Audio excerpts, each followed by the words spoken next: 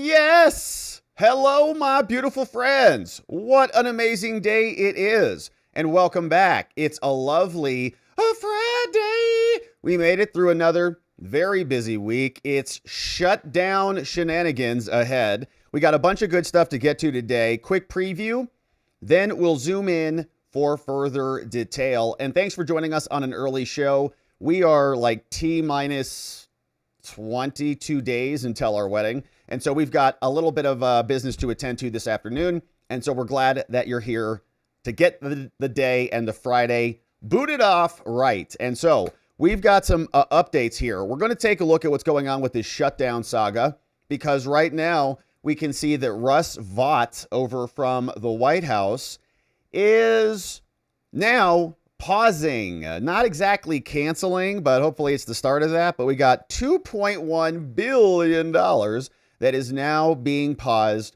over courtesy of Russ Vought. And this is about this mayor, Brandon Johnson, who is going to be unhappy about this, along with PB&J Pritzker over there. And so we'll go through this, but it was all about DEI money. And so the cuts and the pauses will continue until spending improves. The Democrats want to spend a ton of money on illegal aliens. We'll talk about that. But J.D. Vance was out. We also have some other clips and reaction from Mike Johnson. They were out today. There's a big narrative battle that's happening right now. And Karoline Leavitt is coming out for a press briefing later today. So she'll come out, field some questions at about 1 o'clock Eastern time. So that might be in about an hour from now. So we'll see if we get anything good from her. But we got Karoline Leavitt. She'll be talking about it. J.D. Vance and others.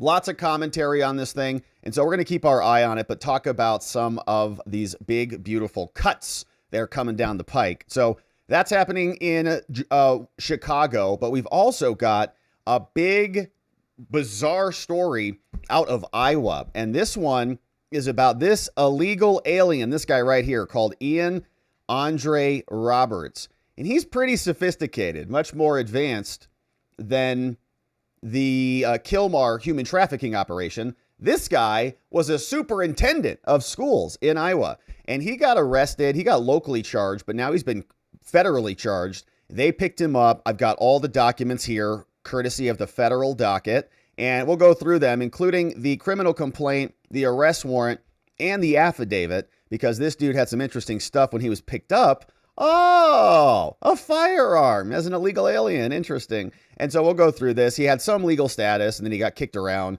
and he actually owed his attorneys a bunch of money. I don't know if he still owes them $11,000 or not, but this was his immigration law firm. We'll go through all the documents. It's pretty wild. This dude was like promoted, and apparently there were, according to our friend Laura Powell, she did some other stuff, some digging, and dug up the fact that he also had some protective orders against him.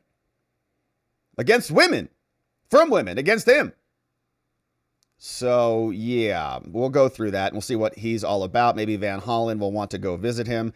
But all that's coming up, shenanigans out of Iowa, and we'll hit the latest on that. There's also protest out in Portland, and our friend Nick Sorter got arrested yesterday in Portland. He's, of course, does great reporting and journalism over on X, and he's been arrested. And so we'll see if there's any updates on that. But then we'll turn our attention to Biden's 60,000 plus. And I think this is just a conservative number. I think the numbers are much bigger than that. But they basically just let these people go. Okay, it's pretty sick what they did. And Grassley's now demanding some action on this from the Trump administration. And so we'll take a look at what he sent over to Kristi Noem and Homeland Security. But it's on the back of this report, this Office of the Inspector General report, which came out earlier this year, but has some pretty shocking details in it. And Grassley is now drawing those conclusions for us and explaining, check this out, 61,000 parolees right there, just kind of gone with the wind. No one knows where they are.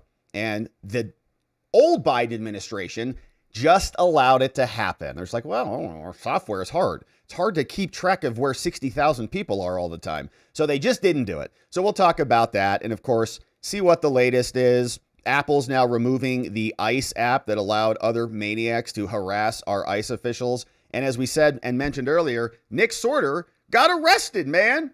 And so make sure that you're following Nick Sorter on X because he got arrested for just reporting on the news. They'll arrest somebody who is trying to be there to do some journalisming, but they'll let the Antifa maniacs run rampant and run wild. So, bunch of great stuff to get to today, my friends. It is a lovely Friday. Very glad that you're here and with us and joining us on the day. Yesterday, I shared with you this new web browser called Comet over from Perplexity. So it's just like, you might use Chrome or Firefox or any one of these browsers or even Safari, but there's a new one. It's called Comet and it's from Perplexity. And I was showing you yesterday how to make a reservation. It's got an AI assistant built in on the sidebar over here. So let me just show you this one.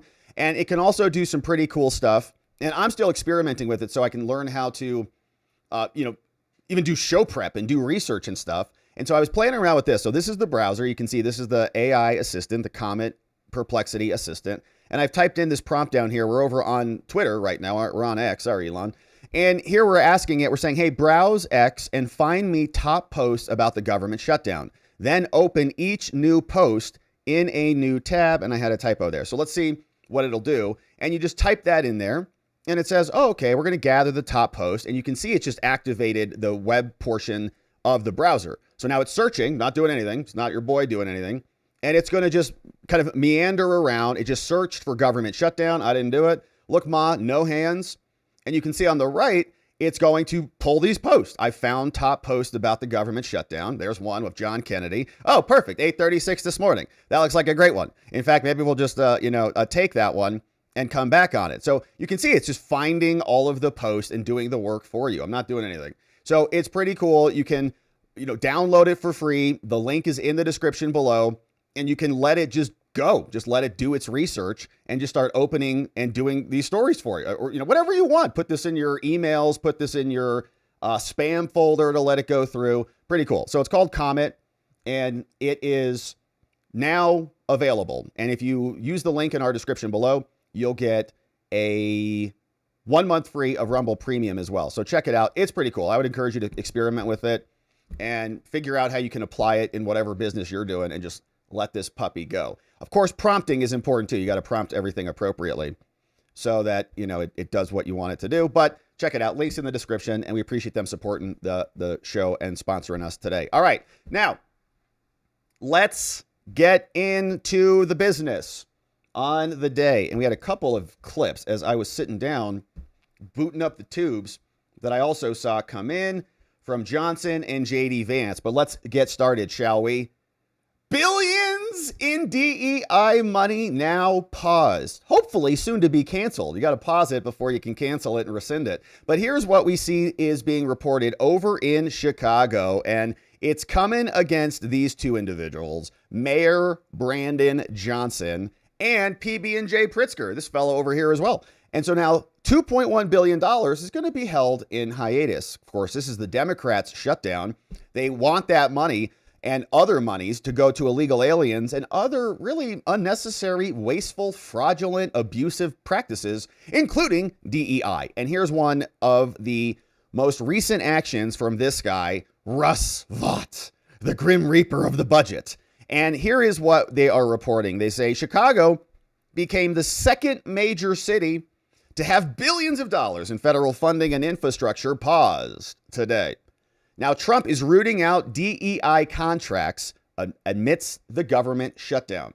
$2.1 billion in Chicago infrastructure projects, specifically the Red Line extension and the Red and Purple modernization project, they've been put on hold. We want to make sure this money is not going to race-based contracting. Yeah. Only certain ethnicities can get those contracts. And if you're white or Asian, don't even try, okay? Don't even play until now. Now maybe they're going to have to be actually fair. So Russ Vought is not playing around. The move came after New York had $18 billion for them. Also paused, frozen earlier this week so that the Department of Transportation could review whether any of its funding was going to unlawful DEI initiatives. Now, Illinois, like New York, is well known to promote race and sex-based contracting. And if you're white, you're in big trouble. And if you're a white male, get out of here. And other racial preferences as a public policy. The Transportation Department said they were citing a PBS report that the Chicago Transit Authority spent roughly a fifth of its budget on firms for DBEs, okay, so-called disadvantaged business enterprises. And I wonder who is really disadvantaged in their eyes. Of course, it's them. We heard Joy Reid the other day, like, I'm so oppressed and victimized. You're like, aren't you a multimillionaire? Crazy. And here's more. The American people don't care what race or gender or your construction workers are, or your pipe fitters, or your electricians. Secretary Duffy over at the Department of Transportation is committed to conducting these reviews as fast as possible so that reimbursements can move forward. But unfortunately, Chucky Schumer and Hakeem Sombrero Jeffries, their decision to shut down the government is affecting our resources everywhere for everyone. And so the money has to just stop flowing until we figure out where it's going. And until the spending improves in America, these things need to continue to happen. And where is this money going? It's like, why is all that DEI money just now being set in hiatus? Like, it's frozen. You got $18 billion frozen for Sanctuary New York. You got another $2 billion frozen for Sanctuary Chicago. How about you just reapportion that money over to, the U.S. military, the Border Patrol, the air traffic controllers that everybody's freaking out about, because the Congress wants to make sure they get paid, but not the actual essential people in America. And here is J.D. Vance reposting what Caroline Leavitt is confirming for everybody. NBC said, raise your hand if your government plan would provide coverage for illegal aliens. And we played this yesterday. We want to play it one more time, 10 seconds, because it is so indicative of who they are and what their party stands for. Raise your hand if your government plan would provide coverage for undocumented immigrants. Okay. Everyone. Raise your Everyone. Hand okay, because they all love illegals. Bernie, Biden, Yang, and the rest of them. Okay, all very excited. Is that Stinky Eric Swalwell? Was he up there too? Oh, my goodness, that guy. All right, so they are all obviously in favor of it. J.D. Vance says, note that many of the people raising their hands are current Senate Democrats who voted to shut down the government. They're in the position where they can end all this, but they would prefer the money to go back to illegals. And they're trying all these stupid games like, well, hold on a minute, Rob. We're not allowing them to sign up for Medicare and Medicaid and get health insurance premiums in documented form and fashion. It's like, okay, nobody's making that argument that they get to go and sign up and then you give them official, hi, amigo, welcome to America. Here's your government stamped, Biden stamped health insurance card. That's not what we're talking about. But are they getting medical treatment? The answer is yes, obviously, because they're here. Millions. So who is paying for that treatment? Are they all paying for it themselves? Are they all insured by the healthcare companies? We don't think so. They're going and they're getting state healthcare. And then the states are getting reimbursed by the Democrats in Congress. That's funding the sanctuary cities. If they want to fund their own sanctuary cities, well, they can do that. We're not going to, that's their money. It's California's money. But they don't get our money to have illegals come fill their cities so that then they can have a new census and reapportion more governmental and congressional power into their jurisdictions. The grift and the scam is over. And they're in the Senate, and if they want to vote to open up the government, they can do it quite quickly. Now, Mike Johnson was also out this morning. Here's a little exchange. And he's saying, look, even if there is a compromise over in the Senate, even if they come out with some extension or add in a little something, negotiate this, that, and the other thing, it still has to come back to the House, and the House still has to approve it and stamp off on that. And will Mike Johnson do that? Doesn't sound like it. There's some talks right now that could be going on in the Senate floor. Democrats, not so much at the leadership level, but kind of within the ranks of the Democratic Party, having conversations with their Republican colleagues about a path forward. If they reach a bipartisan agreement, a negotiation is successful, they vote on something over there, would you put it up for a vote over here? Well, the House has done its job. All they have to do is pass the clean continuing resolution, and then we can talk about all this substance. But I can't project the future of what would happen. All the devil's always in the details. But the very simple thing to do right now is pass the continuing resolution. And let me point out, all those folks you just referenced have done that. They did it 13 times during the Biden administration in the previous 4 years. What we're doing right now is always done. It's always conventional. Republicans never voted to shut the government down during the Biden administration, even when we were in the minority. We're asking them to do the right thing, the conventional thing. That's all this is. I just want to be clear here. Are you ruling out putting up a compromise on the floor for a vote if the Senate reaches one? I am right now because we sent a clean continuing resolution. There's no Republican priorities in the CR at all. It's a very neutral, simple, straightforward status quo, which means I don't have anything to negotiate. The Republicans in the Senate don't have anything to offer on the table. In other words, they can't go to the Democrats and say, you know what, we'll pull this Republican priority out of it, because it doesn't exist. This is existing, by the way, Biden-era policies and spending levels that they themselves put into law. We're just asking them to continue it for 7 weeks. I mean, we're in the right here, and they're responsible for closing the government down.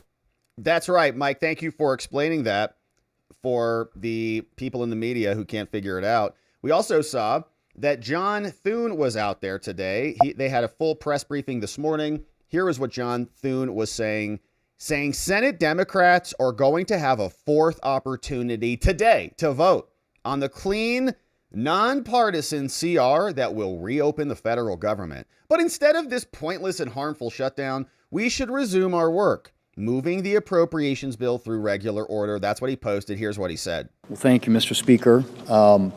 The Speaker is right. We have an opportunity to pick up a House-passed bill that, if it passes the Senate, will be sent to the White House. The President will sign it, and the government will reopen. It's that simple and that straightforward. And that's all we're talking about here. Thank you, John. All we need is a handful more Democrats. We have a majority of senators, 55 senators, have already voted for this clean, short-term, nonpartisan CR. As the Speaker said, no policy riders, no gimmicks, nothing in here that benefits Republicans. This is a straight-up 7-week funding resolution, and we need it to keep the government open. And if we don't keep the government open, you'll have all the things that the Speaker just alluded to, all the Americans who are adversely impacted by this government shutdown. Now, this is something, as you all know, as recently as the last administration, during the Biden administration, when the Democrats have the majority here in the United States Senate, the Democrats on 13 different occasions voted for this, a short-term continuing resolution. Mike, now, I have to ask, what's changed? What's different about this? Trump. What's different is who's in the White House. Trump.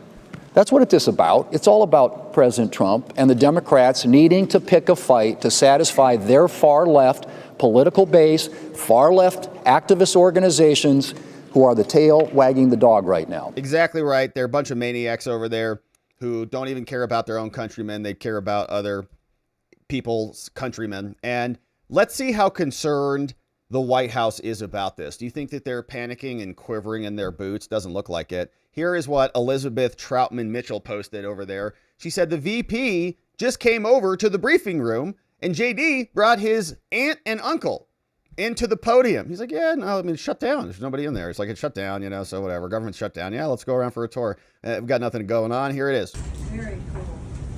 All right, Donna, what do you think about the government shutdown? Come on, Nun.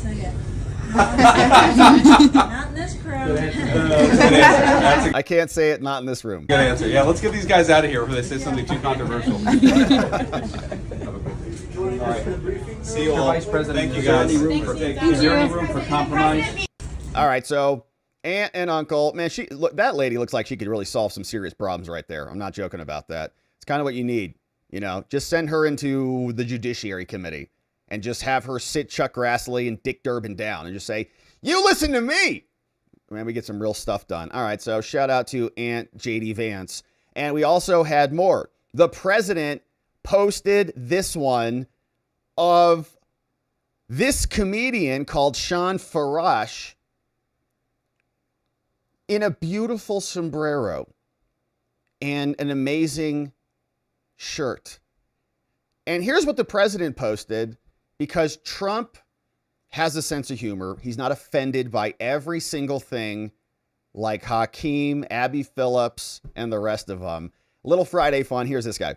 Hola, mi fellow Americanos. Hola. Y bienvenidos al cierre de Schumer. That means welcome to the Schumer shutdown. Yep. We call it the Schumer siesta, right? It's the Schumer siesta. He put the government on siesta, crying Chuck. And El Hakimo Hefe Jeffries. We used to call him Dollar Store Obama till we realized he's worth far less than $1. But they put the government on siesta to give illegal aliens your health care. We're not going to let it happen. I looked at both of them. I said, we're not going to let it happen. It's no bueno. I said, it's no bueno. They begged me. They said, but senor, por favor, please give illegal aliens the health care. I said, we're not going to do it. We're never going to do it. It's not going to happen. And they're also very upset about our big, beautiful sombreros. You look at them. These are the greatest sombreros the world has ever seen. We really have the best sombreros, and everybody wants one except Crying Chuck and El Hakimo Hefe Jeffries. They don't want one, but they're going to wear one when all is said and done. We're going to end the siesta. We're going to reopen the government, and we will not give in to the demands of Chuck and El Jefe. We're not going to do that. Not going to do it. Thank you. God bless you. Dio lo bendiga, and God bless America. Thank you for your attention to this matter. Gracias, Senor Presidente. We appreciate that one from President Trump himself. And is that going to be a racist attack on something or other? It's called comedy. It's hilarious. Shout out to that guy. His name is Sean Farash, and it's a great hat. Can't deny it. All right, so let's turn our attention to an illegal alien who is not so funny. All right, although this story's pretty insane. Here's this one from the New York Post.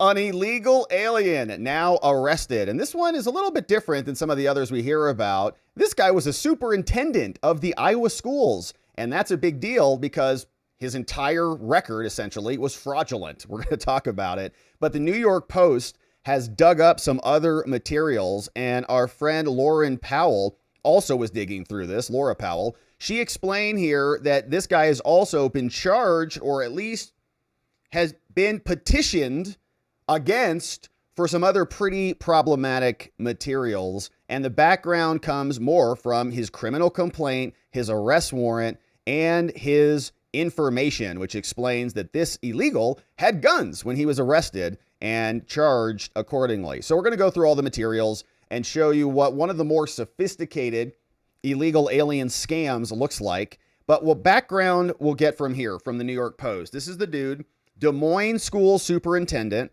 His name is Ian Andres Roberts, 51 years old, illegal alien from Guyana.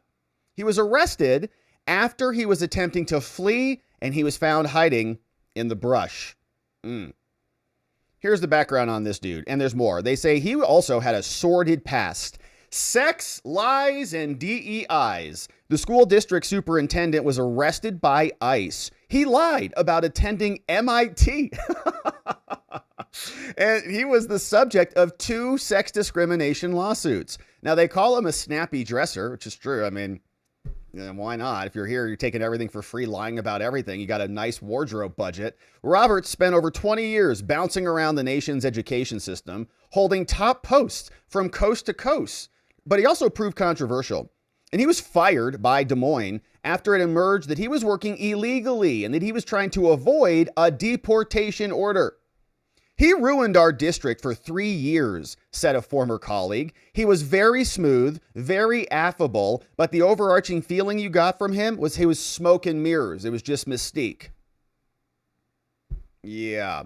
Saying Des Moines now has fired him. There's another outfit. Nice looking outfit there. Okay. Says he is also rumored to have been caught having intercourse with a female coworker on school property. Oh, man. As a superintendent in rural Pennsylvania. That was a post that he held for 3 years there. They're like, you can't do, like, we teach children here. You freakoids, get out. Former colleagues claimed that to the Post that Roberts was a sketchy figure and a pathological liar. You're kidding. They said they felt he was hired because of his diversity, his equity, and his inclusivity. And a bunch of, white liberals in these hiring positions in HR. They're like, nobody wants to question him. Like, you went to MIT? You sure? Yes, of course I did. I know. Look here. Watch. Ask me any multiplication fact you want. She's like, well, I don't know my multiplication tables. So, all right, I'll just believe you. Nobody wants to challenge the dude, so he just keeps getting promoted. He claimed that he did little work, which sounds, I don't know, somebody's going to say that's bigoted. He was a player, said someone. He liked the women, said some other source who knew Roberts, who asked not to be named. Another source expressed concern to the school board in Pennsylvania that he might not be a legal resident. They said, don't be a xenophobe. But their concern was ignored, of course, because why? Why would they care about a complaint like that? Reports indicates that he has not been legally allowed to work since at least 2020. His employment authorization expired, and he just stuck around. He was originally from Guyana. Roberts had been ordered deported during the Biden administration. He was arrested by ICE after attempting to flee, and he was found hiding in the brush. The school-owned vehicle that he was driving, not his, was also, it contained a fixed blade hunting knife and a loaded Glock 19 firearm and $3,000 in cash. The dude was going to make a run for it. Since then, it has emerged that he faked many of his credentials. According to Des Moines, their website, this slick supervisor earned an MBA at MIT's Sloan School of Management. However, a spokesperson for the elite school told the Post, we don't have any record of this dude. What are you talking about? He also claimed that he went to Harvard and Georgetown. I was waiting for Harvard, since they're all liars, and not all of them, but a lot of them are liars there anyways. And those schools did not respond to requests for verification. Of course, right? They're like, well, we can neither confirm nor deny, because they don't want to be a problem for this illegal alien. So here's another photo. There he is, talking to the kids, probably about hard work and ethics, you know. Look where I've come. Look how far I can make it, or whatever, right? It's like, oh, just steal everything from everybody. That's great ethics. Oh, here's another talk. Here's a book that he wrote, Radical Empathy in Leadership, which I'm sure he's wishing was applied to him. Just have a lot of empathy for me. Don't fire me for lying to you and being a fraudster. Equity-focused testimonials, trials, and tools for school leaders. Just break and enter into a foreign country and lie about all your credentials. Dr. Ian Roberts. Wow, amazing. So that's incredible. So he's going to give some lectures on how to be a good person and have radical empathy, as he's apparently abusing women and sexually harassing them and having intercourse on school campuses. For years, Robert also falsely claimed he had a doctorate from Baltimore Morgan State University. A school official said that he did not obtain a degree from that school either. Wow. He was the superintendent of Mill Creek Township in Erie, Pennsylvania for 3 years. During that time, the school was inundated by lawsuits, and they were forced to pay out $400,000 for sex discrimination settlements, claiming Roberts promoted less qualified women over more deserving men. You're kidding.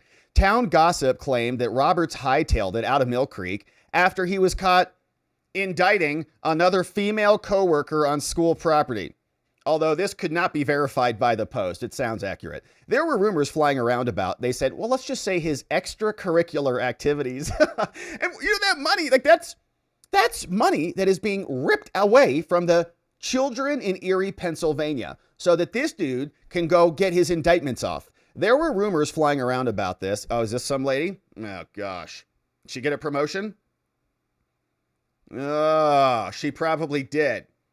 Melody Ellington and Roberts worked together in St. Louis before she joined him in Mill Creek. She worked there a year before she got a settlement. Wow. So he was harassing her. Completely inappropriate. And she got 250 G's out of that, which is just great because that could have gone to, of course, the students. But a lawyer for Roberts didn't return a request. At the time of the abrupt resignation, Mill Creek Schools was also in the process of a $250,000 settlement with Melody. She was threatening to sue for constructive discharge after her own resignation after 1 year on the job. Now, I had to leave. Like, you guys were basically forcing me to leave because it was hostile or intolerable, according to this dude.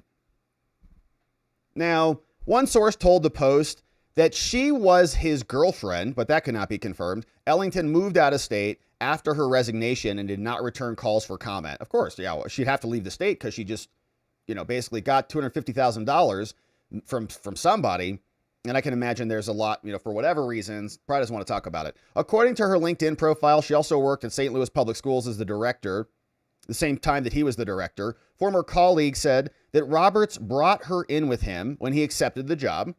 And then so she's, receiving the benefit until it's obviously not any good anymore. And then she sues and gets a settlement. It's like, okay, great. So former colleagues and other community members said some members of the school board were very attracted to notions of DEI and equity because they're all in on the scam, right?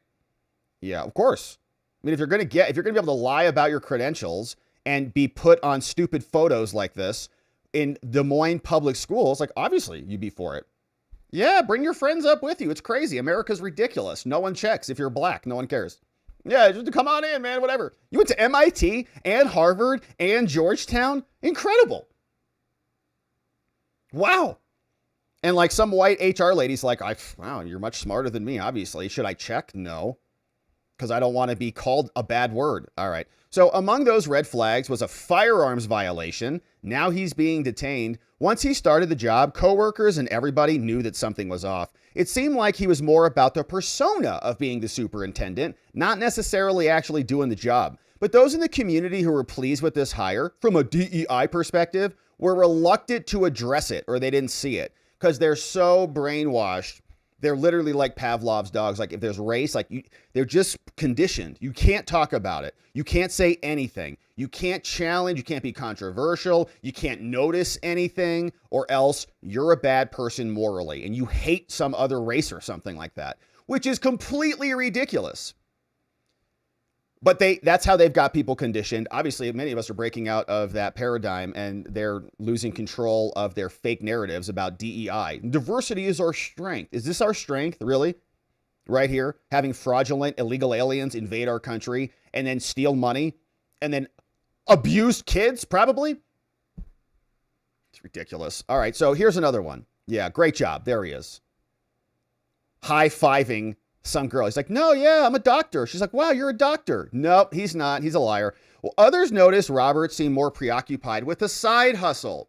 Yeah, he was giving speeches about racial equity and tending to BLM projects and doing the work of the superintendent. Former colleagues also said he was a pathological deceiver, telling lies about ordinary and controversial things. You all had, that person in your life. Everything you say, they're like, well, I did that when I was, skydiving that one time.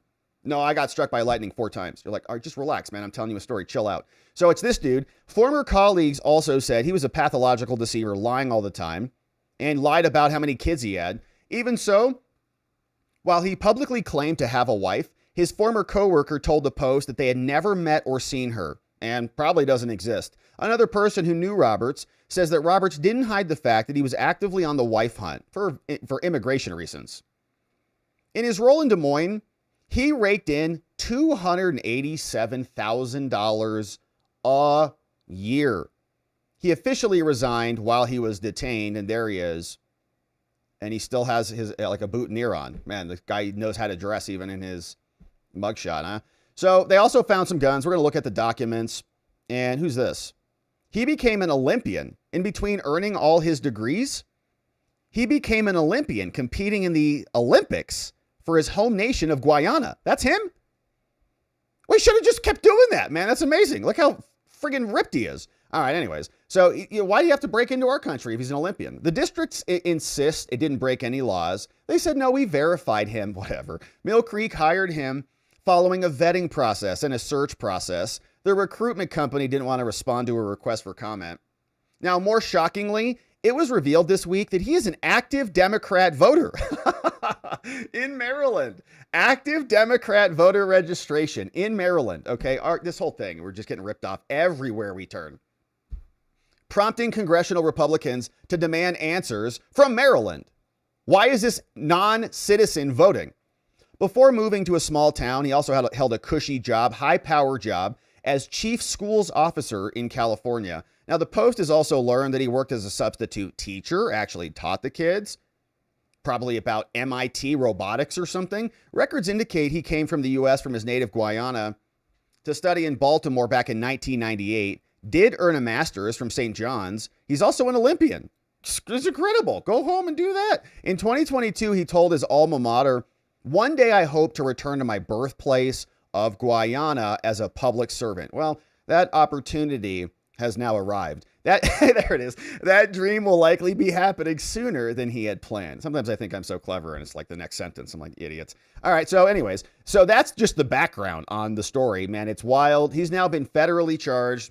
The case is coming out of the Southern District of Iowa. Criminal complaint brought by the Bondi DOJ is illegal alien in possession of a firearm. That's it. September 26th. In the county of Polk, Southern District, Robert Carlson, shout out, special agent over at the ATF, submitted this into the judge, and the criminal complaint is moving forward. He got an arrest warrant, said an illegal alien in possession of a firearm.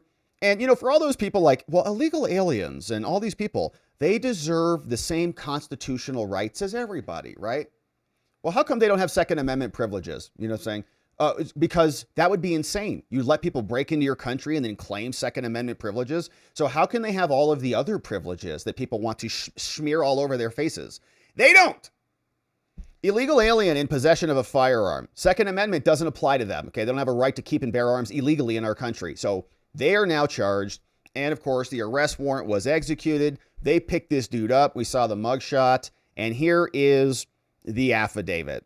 I, Robert Carlson, who is now asking for this arrest warrant to go pick this dude up, says, I'm employed by the ATF, shout out, been there since 2003. I'm a graduate of a 10-week criminal investigators training program, and I've got a lot of experience on this. I do a lot of work on narco trafficking, firearm stuff, informants, all the things. Now, the facts in this are my personal observations. This is not everything. Does not set forth all my knowledge about this matter. And of course, these are the two basic standard introductory paragraphs that we get. A little bit of background, a little bit of disclaimer. It's not everything. There's more coming. But here's what I got. He says, pursuant to U.S. Code, I know that it is unlawful for an illegal alien to possess a firearm or ammunition. An alien is a person who's not a citizen or a national. And more specifically, this section, G5, it applies to aliens who are either here illegally or unlawfully, or having been admitted under a non-immigration visa, and to whom this does not apply. It exempts these other codes, like for foreign governments, officials of foreign governments. So he's like, they live right here in this section of the code. This also designates various classes of non-immigration aliens who are prohibited possessors. Now, Robert's immigration case file, Ian Roberts, the dude we just saw, it states that Roberts is a citizen of Guyana. I'll keep saying it differently, and hopefully one of these times we get it. Roberts entered the United States in March 1991. He was on a student visa back then, and that expired in March 2004. And they have an expiration date for a reason, so that they expire. And you don't just get to convert that into permanent, indefinite residency in America. But it's happening at huge numbers. I mean, we talk about the people who are here who just broke into the country, just walked across, or got on the Joe Biden Uber invasion app and bought airplane tickets and brought their whole families into our country. But what about the people who were granted permission at first, and then they just overstayed? Many Democrats would not consider those illegal aliens. They would just say, oh no, they're just like overstays. They've got some paperwork problems. We gave them a lawful reason to be here. So they're kind of in a different category. They're no longer illegal aliens. They're in violation of a directive to get out of the country on their expiration date. They agreed to that. And this is happening, of course, in huge swaths. In May 2001, May 2018, June 2018, and July 2018, Roberts filed an application. He wants to become a permanent resident. Well, he went through the process. He got due process. See, he filled out a form. He says, this is my condition. The U.S. Immigration Services rejected these applications. Oh, they gave him plenty of due process, reviewed the paperwork, denied it. Then he applied in January 2020. He was denied an adjustment of status based on his so-called marriage to a U.S. citizen, right? Then they come in, just like Kilmar did, goes and marries somebody. Boom, you get fast-tracked. Now, that was also denied, okay? Why? Because he didn't provide any additional information. So what is the court supposed to do? for all these lefties. He's not even attempting to give them enough information to support his claim. So it was denied again, okay? Multiple attempts, multiple denials. Like, well, but he needs more. No. He got plenty. From December 18th, then he had lawful employment authorization from December 18th, 2018 to 1 year for the 19th. And then again, he got authorization from 2019 all the way to 2020. Now, since December 18th, 2020, he has not had lawful employment authorization, but he was still superintendent of the schools. Now, according to immigration records, Roberts was ordered removed from the United States in absentia, which means he didn't even show up on May 22nd, 2024. And on April 30th, an immigration judge denied his motion to reopen the proceedings, finding that Roberts had failed to demonstrate that he did not get notice of the hearing. And let me just show you that quickly, because I want to just, he's not even working to help himself. And where did I have that one? Here it is. So here is what came out from the immigration judge. This is what they're referencing. They're saying, well, this is due process. You got plenty of due process, okay? They say, here's the order. This is about removal proceedings from Ian Andre Roberts, initiated by Homeland Security. Now, they said, okay, well, we had a hearing that was scheduled for you, okay? We literally were going to have a removal hearing, just like a trial. And we gave you notification of the time, date, and location of the hearing. We told you when it was going to be, and you couldn't even show up. He was also provided a written warning of the consequences. If you don't come to the hearing, we're going to do the hearing in your absence. All of it was provided, and we can have a hearing, right? And they're just telling him, this is the warning that we send you. You may be removed. The hearing is going to be held in your absence, and depending on the outcome, you're going to have, that's the outcome. That's your due process. You don't get 55 trials. Well, sorry, I couldn't make it for whatever stupid reason. You try to do that with your court dates. Now, despite the written notification provided, guess what? Ian, the MIT scholar, failed to appear at the hearing, and no exceptional circumstances were shown for why he failed to appear. And so, therefore, we did the hearing without him, in absentia, didn't show up.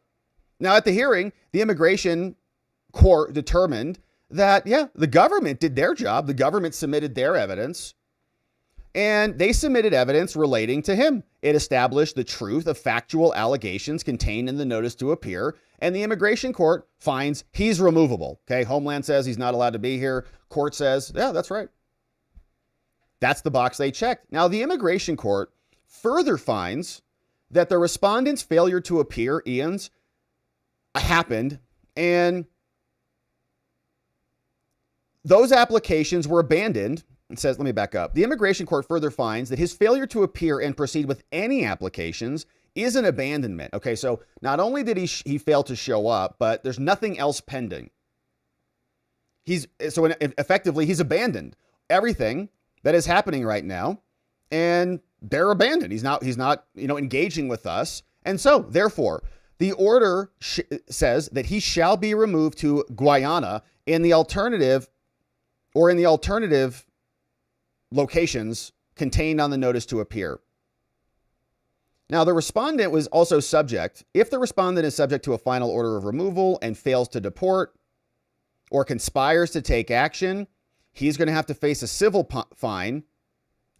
And then if he's removable to other reasons, we can even imprison him. Signed by the immigration judge. Look at that. A judge looked at his case, issued a very thoughtful ruling on it, and ordered him removed. But he didn't want to go, so he just kept staying here. Now, there's more on this. I wanted to just flesh this out a little bit. So this was the failure to appear. So he misses his court date, and attached is a copy of the decision. There was another document. All right, so you get the point. So that's the immigration order, okay? Dude didn't even show up. And there's another immigration order that's actually not that important, but it does show that there's certain presumptions of mailing him records and if he said that he actually failed, like he didn't have proper notice. So notice is a very key component of due process, right? You have to know that somebody's doing something against you in order to respond and engage in the process. So notice is a big component of it. There's another immigration order before this one where he missed his court date. Then he said, well, I'd like another hearing because I didn't get notice. And they said, well, what's your evidence that you didn't get notice? And he had no evidence. Didn't even respond to that. He's like, just can I have another one, please? Like, well, what?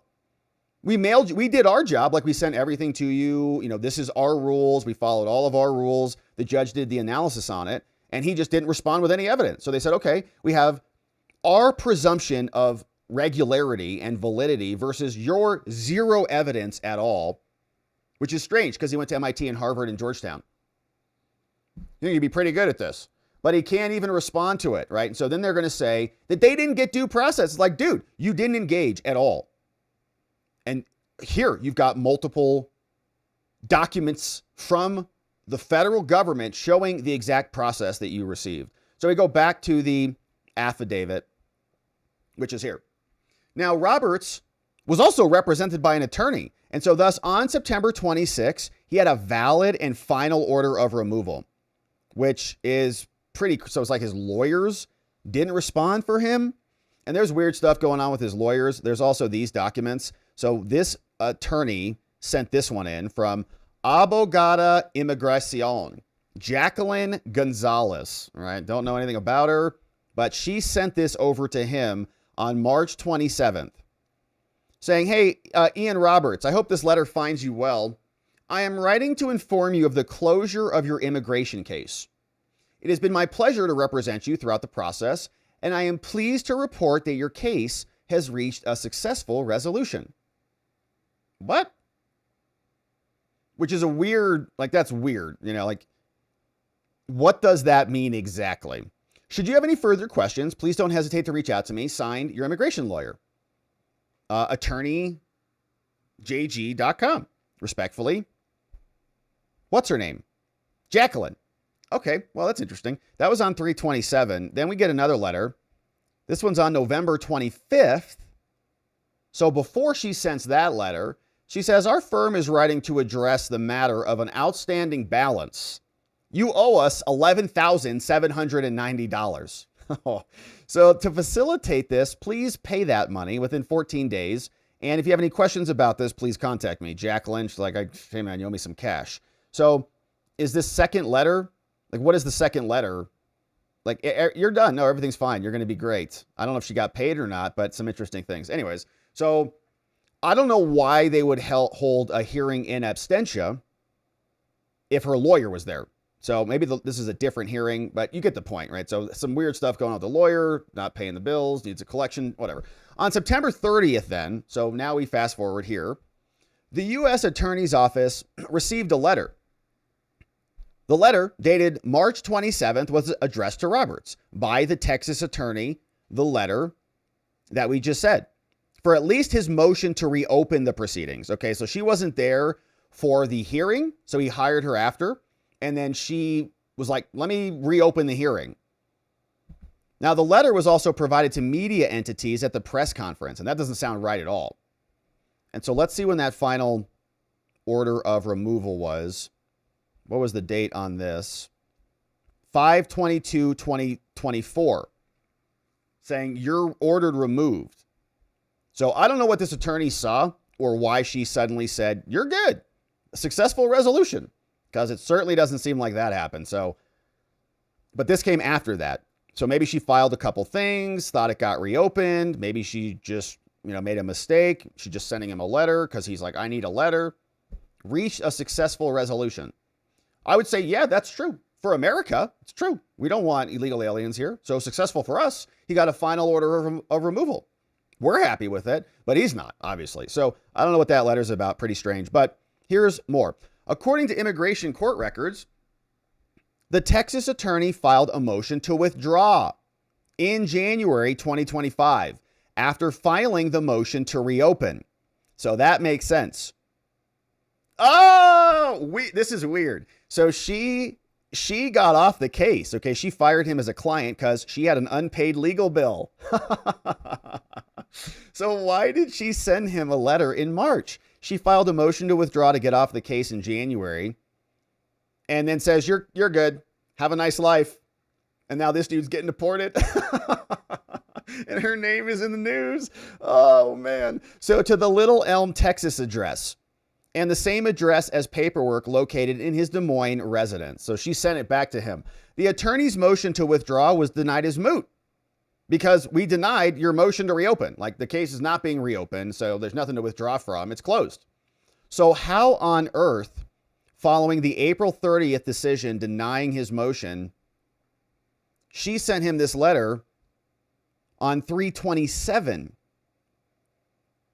So 3/27 is before March, April, May. So she sends the letter after she has filed a motion to withdraw, to fire him and get off the case because she's not paid. Then April 30th, before the decision that denies the reopening, she sends him a letter in March. Everything's fine. Not good for her. The March 27th letter to Roberts predates the disposition of the motion to reopen. So there was no resolution when the letter was sent. Even if the motion to reopen was successful, that wouldn't have granted Roberts any lawful immigration status. Roberts was not issued and did not receive any documents, granting him relief or protection from removal. And so now the obvious question is, and I don't want to accuse another attorney of acting unethically, but did she just send him a letter to satisfy his demands? He's like, I just need a letter showing I can stay so I can show it to somebody. That happens a lot. People reach out, hey, can you just write me a letter that says I'm going to sue and destroy this business? You're like, it's actually not that simple. No, not going to do that for you. It's just a letter. I'll type it for you. Just put your name and signature on it. No, that's my name and signature. Okay, so any accusations or allegations or attacks or anything that I'm going to be lobbing on your behalf, I got to stand behind. You know what I'm saying? So if she's going to send him this, it's all successful. It's perfect. She either, kind of goofed up or something else happened. Roberts was not issued and did not receive any documents. Again, right? And that was is what I was pointing out before. It's a weird thing to just say, we've had a successful resolution. What does that mean exactly? When I would send letters like this, you'd put some specifics. As a reminder, you came to us with this problem. Here's the resolution of that problem. You want to this is what we got. We had a great conversation about it. You were thrilled with the outcome. Have a nice life, right? So it's documented. So they come back and they say, you said something, something, something. No, that's not what we said at all, actually. So here's the email. Now, this is just bizarre, right? She's kind of papering her file, which is a good practice, but not accurately papering the file. So strange. So Roberts was not issued and did not receive any documents granting him relief or protection from removal. He did not apply for or get employment authorization, which he had done in the past. And furthermore, the decision denying his motion to reopen was thereafter issued and mailed to his lawyer. So she got it after she sends the letter. You're great. Gets the denial. She's like, well, he didn't pay his bill amount. In the evening of September 30th, this ATF special agent contacted her. Incredible. Jacqueline. Hey, Jacqueline, I'm with the federal government looking at this letter that you sent over to this illegal alien in our country illegally. As to the March letter, she said, well, the letter was to inform him that the case with our office was being closed. Saying, well, the letter was not intended to convey to him that his immigration case was completed, but rather it was being closed within our office. Now, again, she's hilarious. So now she's going to say, attorney-client privilege, I can't talk about anything else. Says she declined to provide information about her communications with Roberts, attorney-client privilege, about the denial of the motion to reopen. So, okay. So did you tell him after that, after April 30th, that he was not lawfully in our country or what? Because the motion was denied? Did you correct the message that you sent before? I can't talk about that. That's attorney-client privilege. Got it. So why did she send this letter? And if you're going to send a letter that you're getting off the case, you would put that in there, right? You'd put something, our office is no longer continuing work on your matter. There is an outstanding billing concern. If you have any questions about that, please contact the billing department at this number and pay your bill. So reach us, she's just like washing her hands of it. Maybe it's just she grabbed the wrong template or something. But yeah, then she kind of backtracks. He goes, well, why'd you send that if it's not accurate? Why would you send that before you even got a decision? It'd be like me sending a client like, hey, congratulations, you've been found not guilty. Then the trial happens and you're found guilty. You're going to be very upset with that attorney. So it feels like something else is going on there. But he gets cut off. Okay, attorney-client privilege. I won't talk about it anymore. So we continue. Then in the morning of September 26, officers of Immigration and ICE, they performed surveillance at his residence in Des Moines. At that time, ICE officers were aware that Roberts was illegally and unlawfully present in the country thanks to the immigration courts that gave him plenty of due process. ICE officers saw a white Jeep Cherokee with Iowa official tags. His paid-for vehicle by Iowans leave his residence, driven by a male who was consistent in appearance with Roberts, based on photographs that we have of him in the case file. ICE officers followed the Jeep Cherokee, which drove at a high rate of speed northbound, speeding all over the place too. The Jeep Cherokee turned into the mobile home park. ICE officers located the Jeep Cherokee stopped inside the trailer park. ICE officers, dressed in tactical vests with high visibility ICE markings, approached the Jeep Cherokee on foot, and he sped away. He drove away. After a brief search, the Jeep Cherokee was found abandoned in the grass near Swan Lake Circle. Dude ditches the car. Law enforcement officers with the state patrol, along with certified patrol canine, they were called, the dogs came out. After a search of the area, Roberts was located in the brush, hiding in the bushes, 200 yards south of where the Jeep Cherokee was abandoned. I mean, this is honestly pathetic. This dude was an Olympian.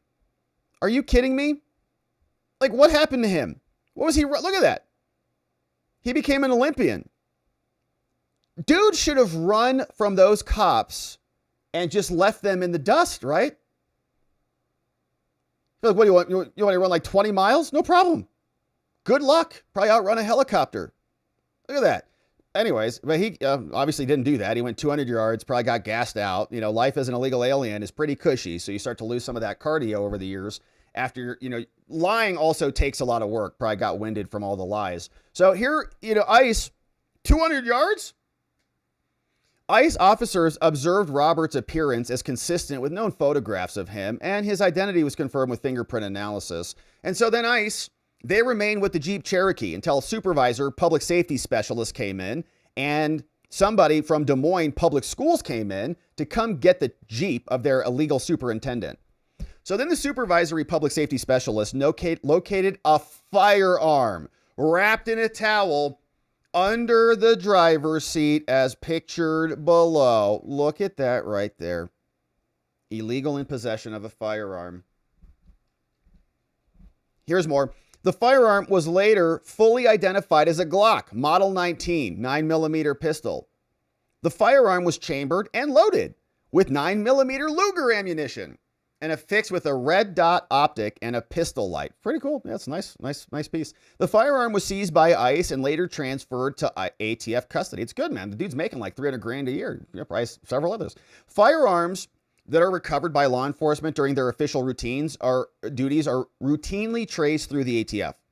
The tracing data provides investigators with information about where and when it came from. An emergency trace was submitted, and this gun, it was purchased by Lanisha Roberts. Lanisha.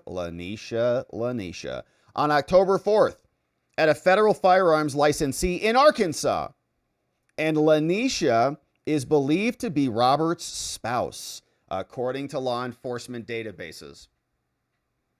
Robert's passport from Guyana was also located within a wallet found next to the firearm. And according to the passport, it was renewed in April 24. It expires April 29th. And so we got a search warrant. On September 26, law enforcement also executed a search warrant at his residence in Des Moines. Three more? Inside the residence, law enforcement located 3 following firearms.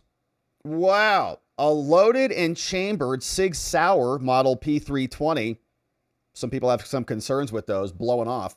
And with a serial number located underneath the seat cushion in a chair in the living room, as pictured below. Underneath a seat cushion. Okay, so this is like you can see it. So this is like a leather couch. And so he's just got it under there in case he's watching football and needs to pop off some caps.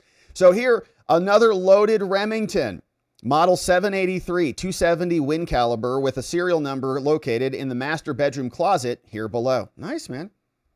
Some good stuff. Here's another one that he had. What's going on? This one.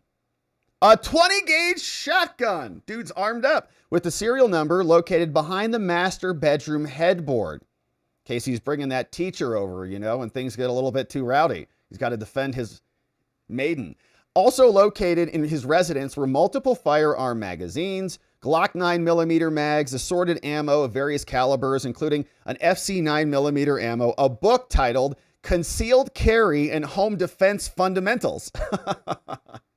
Yeah, and packaging for a Streamlight pistol flashlight. And the pistol was the one attached to the Glock in the back of the car. Now, both the Glock and the SIG, they had similar red dot optics. 2 firearm declaration tags were also found in his residence. Wow, he was traveling with them. So he would bring them from Southwest Airlines. The first declaration documents a firearm belonging to Ian Roberts in Erie, Pennsylvania, with the travel date of April 14, 2022. It was affixed to the outside of the firearms case when they stamped it on there as he's traveling with it. The second declaration, Ian Roberts, January 28, 2024. So he's also transporting these weapons as an illegal across state lines. In a Ford Mustang, he also had, he had another Ford Mustang. Let's see what year it was. Wow, he had custom plates, Track 8.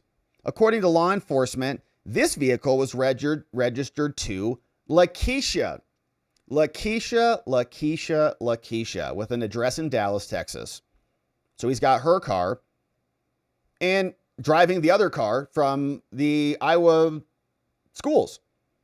In the Ford Mustang, law enforcement also located, his immigration documents. The immigration documents were located under the floor mat in the back seat behind the driver's seat. The documents contain a copy of the order. He knew it, man. He had the copy of the removal order in his car under the floor mat behind the seat, behind the driver's seat. Why would you put your legal documents there? That's weird.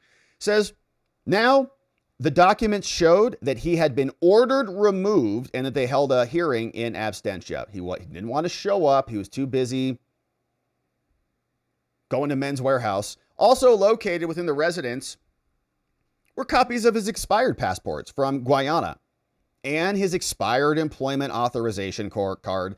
The residence appeared to be occupied by a single individual, Roberts, and no female clothing was located during the search. The 4 firearms described in the affidavit were examined. It revealed these firearms were manufactured outside the state of Iowa and thus necessarily crossed the state line before Roberts possessed them. And so based on all of my training and experience, there is plenty of probable cause to show that this dude possessed firearms as an illegal alien. Signed off on by Robert Carson. Big shout outs. Special agent from the ATF in a very, very good affidavit. They went, talked to his lawyer. They got all the guns. It wasn't just the one gun. They got the Southwest stamps on the transport case, when they're transporting it on the airplanes across state lines. And this guy was a scammer of epic proportions. But there's more. Laura Powell also explains. She's amazing. Going to repost this one at the top of our timeline so you can give this a follow if you're over there. Here's what she writes. In August 2023, the same month that Ian Roberts assumed the role of superintendent, gets a new job over there, Polk County Sheriff's Office served him with a protective order issued by Jackson County, Missouri. The sheriff's office refused to share additional details because those records have been sealed. Oh, interesting. You know who else had a couple of protective orders against them? Kilmar, wife beater Abrego, human trafficker Garcia. A source told Laura that the protective order stemmed from an incident where Joseph Hill confronted Roberts about indicting Hill's wife. The source alleges that Roberts pointed a gun at Hill during the conflict. Hill was arrested, though there's no record of charges filed. Roberts pointed a gun at Hill. So they arrested Hill? I wonder if Hill was white. I don't know. But I obtained an incident report about a domestic dispute between Hill and his wife, but it lacks the details that would say anything about Roberts' involvement. While I did verify the existence of a protective order against Roberts, I want to emphasize I cannot corroborate the source's account of his involvement in the incident.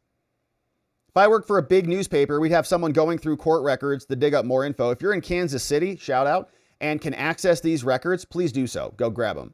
If you're in Kansas City, shout out, go help out America. The matter is especially significant because Hill's now ex-wife, who filed for divorce shortly after the incident, is called Nicole Price.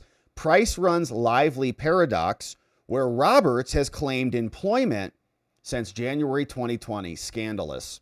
She was also a character reference, and she's got the documents over there. We just reposted those at the top of our timeline, but you can see here domestic violence, and it sounds like the documents are between the spouse, but like what caused the domestic violence, the contention between the spouse, maybe it was Robert's involvement. So she's going to continue to report on this. She's speaking to firsthand sources, and apparently he refused to identify himself to the police, which makes sense. Yeah. Anyways, so shout out to Laura. She's doing some great reporting on that over there, and we'd encourage you to go check that out. But this guy is now in federal custody. He's got a formal order of removal, couldn't even show up to his court hearings, but was getting paid $300,000, give or take, lecturing everybody about DEI and inclusivity, getting protective orders, lobbed or launched, allegedly with his involvement in indicting the wife. All sorts of, is that radical empathy to sleep with another man's wife? Is that what that is? I don't think so. Dr. Ian Roberts, who allegedly made up fraudulent claims about having gone to MIT, Harvard, and Georgetown, was just put into a position because of his skin color and his alleged background as he committed fraud against an entire state. And in that process, took money, time, and resources away from the kids who are Americans and American citizens. And Iowa, hopefully, is outraged by this. And we hope that more of these fraudsters are continue to be investigated. And if all the due process afforded to them fines accordingly, they're removed quickly. So Pam Bondi, the DOJ, ATF, still digging after this, going after some very interesting scams. And this is one of the more complex ones. But now he has been caught and hopefully removed with haste. All right, now let's talk about some more business that's happening here, because this is another just ridiculous one. And here's what's happening. Chuck Grassley over in the Senate is calling out Biden's scam as it relates to immigration. We know that they brought in millions of undocumented illegal aliens, meaning they're here. We don't know that they're here. We don't know who they are. We don't know anything about them. But there's this other bucket of illegal aliens who Joe just kind of brought in, and they actually did document who they were, and they called them parolees, or it's temporary protected status, or all of these other justifications for flooding America with foreign invaders. And then once they were here, they just forgot about them, let them go. Couldn't keep track of their names, where they were, make them continue to check in, and they're just gone. Chuck Grassley is now calling this out, asking Trump to do something about it. Here's what he posted on X. He says, the DHS Office of the Inspector General has now confirmed that the Biden administration failed, and this is not like a negligent failure, this is all intentional in my opinion. They failed to track and they failed to enforce parole expirations after Biden let thousands of parolees remain in their country after their visas expired. All intentional. Now, Grassley posted this. He says, all right, Kristi Noem, we need your help on this. Here's what Congress has found. We need to immediately address this problem. We've got over 61,000 visas that have been expired just from this time alone, okay, that they've identified in this report. I would estimate those numbers are extremely low. And if you expand this window to all the way, let's say, to the beginning of Joe Biden's term, we're probably talking about 1 million people, okay? Or I don't know how many, but gobs. This is from November 2024 to February 2025. November, December, January, February. 1, 2, 3, 4. Pretty sure, double check my math on that. So 61,000 visas expired over 4 months, 61,000. So what about all of the other preceding months and all of those other expired visas? It's crazy. Maybe it's 3 months if you don't count February. That's a good point. So the OIG found that the multiple Biden Homeland components failed to do their jobs. In fact, Biden's agency failed to track the expirations, okay? Like they didn't even track it. Didn't even have a spreadsheet. They did not establish or maintain a centralized, reliable system to monitor the expirations. And ICE enforcement and removal operations was not notified when parolees entered the United States. And ICE did not automatically consider parolees as removable after their term expired. So the expiration dates mean nothing. Isn't that just amazing? So we know that this came from this report. And let's take a look at the report before we see what Chuck Grassley had to say. This one came out from the Office of the Inspector General earlier this year. And now Grassley's processed it, now demanding some answers, and we're getting some response to it. But here's what they found. We ended our fieldwork for this review in September 2024. Then in late January 25, Trump came in and issued executive orders and implemented policy changes. This is coming out in July. Now, this review does not evaluate the effects of those changes. These are just the findings from the Biden people. Now, we found, look at this. It's like, these are like criminals, okay? It's just they're letting it happen. They're not doing their jobs to allow this to happen.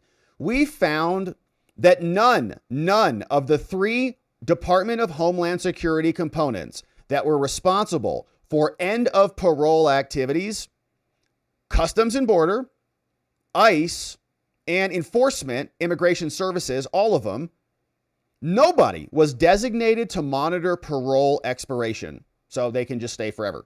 And Homeland did not have a well-defined process to address parole expiration if they were here. And there were gobs of these people who came in. We also found that Homeland did not initiate enforcement actions for the people whose parole actually expired. They can just stay. So as a result, Homeland did not have assurance that former parolees were lawfully present in the United States after parole expiration. Okay, they're here illegally. Nobody was checking them on the way out. Now, Homeland concurred with other recommendations, and there's more. So it's a full report, 35 pages. Just want to show you a couple highlights here. You can see this is the overview of the process. They're looking at this time frame. So July 21 to September 2022, total parolees, 77,000, okay, from that little window of time. Total parolees. Now, how many of those? And where'd they come from? Look at all these things. U.S. government operations to resettle the Afghanis. Oh, yeah, we need as many Afghanis as we could possibly. Diversity is our strength, yeah. July 21 to 22, Joe Biden flooding our country with Afghanis. Then 2022 to 2025, now been paused. Thank you, President Trump. The Ukrainian refugees. And I don't even know why they want to come here, because they just get on buses and get sliced in the neck by repeat criminals like we saw recently. 233,000 of those people came in, which is like, one half the size of like Wyoming, a little less. Come on in, bring all the Ukrainians in, bring all these foreigners here. Hey, here's another one. This one came in from CHNV. Who are these people? Oh yeah, Cubans, Haitians, Nicaraguans, Venezuelans, everybody come on in, have a great time. From January 23 to 2025, total parolees there. That's like the state of Wyoming. They brought them all in. 500,000 people. Great. A full state of foreign illegals. And they come in here, and then there's no process for them to have expired and for their temporary status to say, you can go home now. Trump said, terminate all this. Okay, thankfully. So it's just gobs of people. Trump securing our borders. He then said, enough of this. We're going to reverse it. Now, parolees and parole can end for these people who had temporary status in a number of ways. But what we have found is ending our field work in September 24, after Trump signed a lot of these things, there was no process, no well-defined process. At the end of their parolee, they're here for a year, 2 years, whatever. No information. They reviewed requests, and here's what we've got. Here's where some of the numbers are coming from. Some people were granted re-parole. So here's some options. So like not everybody who is here has expired and become criminal. Some people granted re-parole. Some people got extension. Some people had pending application for long-term status. Another application that's approved. Another one denied. Application for TPS approved and denied. So they go through all the numbers, and you can see the report fleshed out in details. But in total, here's the number.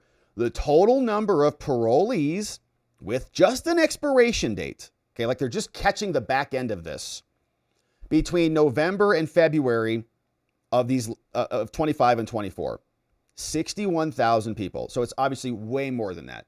Hundreds of thousands, maybe, a million. I don't know. But huge, huge numbers. So Chuck Grassley is now saying, we got to do something about this. Christy, did you know? On July 2nd, we got a new report that was released. The OIG found that Biden and their homeland lacked adequate procedures to track any of these people. We cannot confirm that they've actually left once their authorized period ended. Now, specifically, they found that basically everybody in DHS, Alejandro's DHS, Customs and Border Protection, USCIS, and ICE, they all failed to do their jobs. Here's what they say. For instance, they failed to even generate reports for parole expiration, couldn't even run an assessment, despite having a congressional mandate ordered to do so. They have to report on data and overstays to Congress and to us, the American public, but what do they care? Now, according to the report, an official told the Office of the Inspector General, they said, it was beyond their agency's mandate to monitor these expirations once they're in the United States. Joe Biden made it policy to not follow the law, which is criminal, and he should be prosecuted. Additionally, USCIS did not establish or maintain, he can claim presidential immunity, I don't care. He can make that case in law. Now, USCIS did not establish or maintain a centralized or reliable system. Found that they were not even monitoring it. Didn't even care. It was just a matter of, form. They told the inspector that they were not aware of any policies that told us we have to check or anything. They even admitted no one was monitoring that alien's end of parole. Just expires, you're good to stay. So this is obviously concerning, says Chuck Grassley. There were 61,455 parolees that would have expired. And the report makes it clear that they could remain unlawfully in the United States since nobody knows anything about them. Now, unfortunately, says Chuck Grassley, this is not the first time I've raised these concerns. Back in 23, I wrote to Mayorkas about this. I said, this is ridiculous. Why did you create an invasion app? We went through the most insane time. On June 25th, I followed up with Homeland about this. Can you identify or monitor any of these people? Can you identify who these Afghanis are? And you have any idea? No, I raised concerns. And in fact, the frontline officers said that they weren't even able to do interviews or fingerprints or anything like that. Don't even know who they are. In each case, all of Biden's Homeland components failed to coordinate and do anything. And so these concerns build on a long-standing pattern of them. They inadequately vetted any of these people. They're not overseeing anybody who's staying past their end date. And so we need to fix this. What steps have you taken to close any of these recommendations from the earlier report? Of the total number of individuals admitted under all these scam programs, the Operation Allies Welcome and Uniting for Ukraine and Cuba, Haiti, Nicaragua, Venezuela, just invading, because the Democrats just need voters, basically. They're not having babies. They don't, even have the functional body parts, many of them anymore, to even do that. And if they do, then they just abort them. So they got to invade our country. And now this is coming to an end. Have they reached the end of their parole period? Have they departed the country? No, they're running schools. Remain in the country beyond their authorization parole period. How many have been placed in removal proceedings? How many charged with crimes? Please let us know. And how does Homeland coordinate with any of these agencies to make this happen? Please let me know. And if you have any questions, just contact Tucker Aiken on my committee staff. What's up, Tucker Aiken? Shout out on his committee staff at 202, you know the number. Chuck Grassley, chairman of the Senate Judiciary Committee. So our country was invaded. Joe Biden, Alejandro Mayorkas are criminals. They explicitly created or did not create systems that they needed to create to do their jobs. And so it feels like it's an abuse of office and they should be investigated, charged. There should be really a full congressional committee that investigates how and who was responsible for facilitating the invasion into our country. And now we also see Google and Apple are wising up and have decided to remove their ICE tracking app from their social media platforms, saying Google joined Apple. They're removing ICE Block, which is probably a good idea because the people who are using those apps are shooting the illegals, as we saw recently, and killing them. So maybe a better idea since they're using the app to go murder individuals across America. But what else is happening out there, which is infuriating, is our friend Nick Sorter got arrested last night.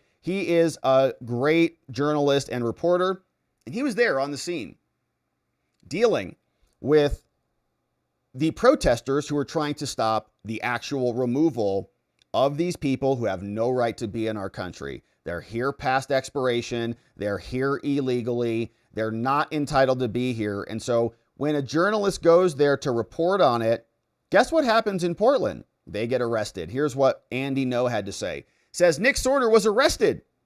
But in contrast, the person who beat Katie Davis Court and gave her a black eye, allowed to walk away and hide in an Antifa safe house. And so let's see what the latest is from Nick Sorter. Let's see if he's out of custody or what. But Harmeet says, Portland, it's find out time. Buckle up. And Pam Bondi from Nick says, Bondi has ordered a full investigation led by Harmeet of the Portland Police Bureau following my wrongful arrest last night. Bondi just confirmed to him. Shout out. Let's go. Bondi says, personally called me to deliver this news. I'm so grateful for her for doing so. The Trump DOJ will not allow Portland police to continue to do the bidding of Antifa. And it's insane. They're arresting the journalist while protecting the illegal alien lovers who are here attacking federal agents, have been doing it night after night after night, a lot longer than 4 hours at the Capitol building when they went back in and voted that same night, even though they allowed that to happen by distracting everybody with the pipe bombers. But now we see the DOJ stepping in. We're glad to see Nick Sorter got a personal phone call from the U.S. AG, and they're springing into action. Harmeet Dillon says, you are now about to find out. So we'll keep our eye on this immigration madness, my friends. Thank you for joining as we do. All right, so some good stuff. Now, we also see, looks like Caroline Levitt is out right now speaking. Let's see what she's getting into, see if she's taking some questions here. See what we got cooking. the chief executive to conduct foreign relations. In each of these cases, Michael, the vessels have been assessed by the U.S. intelligence community to be affiliated with designated terrorist organizations engaged at the time in trafficking illicit drugs to our country. The president has been very clear, dating back to the campaign trail, that he is always going to do what's in the best interest of the American homeland. And he also promised the American people he was going to end the drug epidemic that has taken far too many American lives. And you're seeing those actions play out almost every single day here. Last question on the shutdown, Caroline. Hakeem Jeffries has said that President Trump is in the Presidential Witness Protection Program since the shutdown has begun. What's the White House's reaction to that? That's just more ridiculous fodder from Hakeem Jeffries. As you all know, because you're here every day, the president is literally working around the clock right now. I think he has a swearing-in ceremony, or he already did. He has several meetings on the books today. He literally works 24/7. Anyone who works in this place or covers this place, as you all do, knows that to be true. And Hakeem Jeffries and the Senate Democrats should get back to work in a few minutes and vote to reopen the government. Emily. Thank you, Caroline. You spoke earlier about the energy and infrastructure projects that Director Vought paused. Will the White House agree to restore that funding as part of a deal to end the shutdown? Well, I won't make any agreements here. Senate Republicans are talking with their colleagues on the Democrat side, but right now, Russ Vought is doing what he's been tasked to do in the midst of this government shutdown, which is to look at funds that need to be temporarily halted or need to be canceled. And Chicago is just another example of that. Caroline. Go to Libby in the back. Thank you, Caroline. I have two questions for you. One on the FDA, but first on the shutdown. Sure. Will the administration, if this government shutdown ends, still move forward with firing thousands of federal workers? Look, as I've said repeatedly, Libby, right now we want the government to be open. Layoffs are an unfortunate consequence of a government shutdown, and it's something the administration is examining. If the government is reopened, we're going to get back to doing what we were doing last week and the week before, working on the issues that the American people care about. And then on the FDA, they just approved that new abortion pill, and it's causing a lot of uproar among Republicans. What is the president's response to that, and does the administration plan to have that hold that FDA approval? Well, the Secretary of Health and Human Services, Bobby Kennedy, has put out several statements on this. The HHS's decision, it's not an endorsement of this drug by any means. They are just simply following the law. And as they put out in their statement, by law, the Secretary of Health and Human Services must approve a generic drug application if the application demonstrates the generic drug is the, quote, same as the brand name drug. Generic applicants are not required to submit independent evidence proving safety and effectiveness. As such, FDA's decision to approve a second generic version does not address the merits of the current safety program. HHS is reviewing adverse effects to ensure the FDA's required safety program for the drug is sufficient to protect women. This safety review equally applies to generic versions of this drug. So FDA and HHS are following the law. It's, again, not an endorsement of the drug itself. Mary. Thanks, Caroline. Two questions on the shutdown. You've argued that these impending layoffs are necessary to keep essential services up and running, but that has never been the case in any previous shutdown. Even when the government was shut down for 35 days in Trump's first term, you've never had to lay off thousands of workers to keep essential services up and running. So why are layoffs now necessary in this shutdown? Because we have an administration and we have a president who are wholeheartedly focused on restoring fiscal sanity to our government and doing the right thing by the American taxpayer. We are $37 trillion in debt, and the federal government is currently shut down. There is no more money coming into the federal government's coffers. Joe and as Biden you've spent also like a seen since the maniac. beginning, in January, this administration is focusing on waste, fraud, and abuse. And so Democrats have given this administration an unenviable choice to have to take a look at the balance sheet and identify where these cuts and layoffs can be made. And you just said this is an unenviable choice, that this is an unfortunate consequence. But the president has described this as an unprecedented opportunity to lay off additional workers. He's posted a video likening Russ Vought to the Grim Reaper. So which is this? Is this an opportunity to fire more workers or an unfortunate consequence? Look, the president likes to have a little fun every now and then, and I think both things can be true at the same time. The Democrats have given the administration this opportunity, and we don't like laying people off. Nobody takes joy in that around here, and if you think that, then I think that's very sad. You view the White House and our staff as wanting to put people out of work. Nobody wants to do that, but sometimes in government you have to make tough decisions. Carrie. Going back to Portland, as far as the city council there is concerned, they appear to be very sympathetic towards the protesters over at the ICE facility. Is the White House considering invoking the Insurrection Act over in Portland? Is that something they are considering also? As far as the Portland City Council is concerned, are they looking at the members there who are appear to be helping out the protesters as far as suggesting to get burner phones, et cetera, et cetera? That's not something I've heard that's under consideration or discussion at this time. Caroline. Caroline, is ever yelling in the back? Go ahead. Me. Sure. Thank you. Bianca Gracia here, and I have a question. This week, the Democrats have chosen illegals over hard-working Hispanic Americans during Hispanic Heritage Month, causing the White House to cancel the celebration with the president. Is the president open to letting the Hispanics, who overwhelmingly voted for him, have their own fiesta in the White House lawn opposed to the fancy, we don't need fancy schmancy, right? You can give us the backyard and we'll fill it all in and have in our own fiesta. Is the president open to that? I had no idea she was going to ask that question. Yeah, that's a good one. I just want to preface that. I've never met you. I just want to say that, but welcome to the briefing room. I love your energy. Oh, fiesta! I can't personally unilaterally promise the South Lawn grounds. We have some construction going on out there, but I do think I know that everyone here views it as very unfortunate we had to cancel or hopefully just reschedule the Hispanic American Heritage Month event, and it's because we are working around the clock during this government shutdown. When the Democrats vote to reopen the government, that event will be back in the planning stages. You're welcome. Brian, go ahead. Thank you very much. Welcome to the briefing room, by the way. I was with the Secretary of War and the Attorney General in Memphis just the other day as we were going to a command center. And I noticed a billboard along the highway that said, "Memphis welcomes the National Guard." Now, what is your message today to Democrat mayors watching us right now that suffer from TDS and they cannot get Trump out of the way to saving their city, Portland being one of them?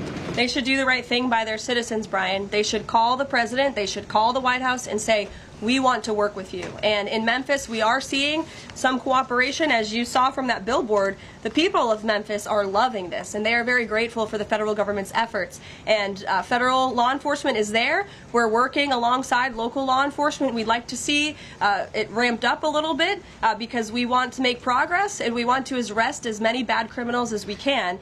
Since Monday, I do have some updated statistics from the Homeland Security Council this morning. Since Monday, 153 arrests have been made in Memphis, including 5 gang members. 48 illegal guns have been seized, and 5 missing children have already been recovered. Wow. Last night, 60 arrests were made, and 21 illegal firearms were seized. Arrests from last night include a suspect wanted for rape of a child under 13, first-degree murder, breaking and entering, aggravated assault, illegal drug possession, and many more. So we continue to see good results coming in through Memphis, and the president is very excited about making Memphis safe again. In the blue. Thank you. At the top of the briefing, you made a statement about that the Democrats are interested in giving health care to illegal immigrants. Yes, they are. U.S. law already prohibits that. It's a 1996 law saying that they cannot give unauthorized immigrants any federally subsidized health care coverage through Medicaid, the Affordable Care Act, or the Children's Health Insurance Program. There seems to be a disconnect in the messaging. Are you denying that Medicaid money has never gone to illegal aliens in the United States of America? I'm asking you if you can explain the disconnect in the message. I most certainly can. The Democrats' proposal, their continuing resolution, let me just reiterate, the Republicans' continuing resolution was a clean continuing resolution. There was no partisan politics injected into it. There were no conservative wish lists injected to it. What the Republicans want, and still want to this very second, is a clean continuing resolution to fund the United States government. What did the Democrats want in their continuing resolution? They inserted a provision to undo a provision in the Working Families Tax Cut, the One Big Beautiful Bill, that ended taxpayer-funded health care illegal benefits for illegal aliens. Democrats' proposal would require Medicaid to pay more for emergency care provided to illegal aliens than Medicaid does for American patients who are disabled, elderly, or children.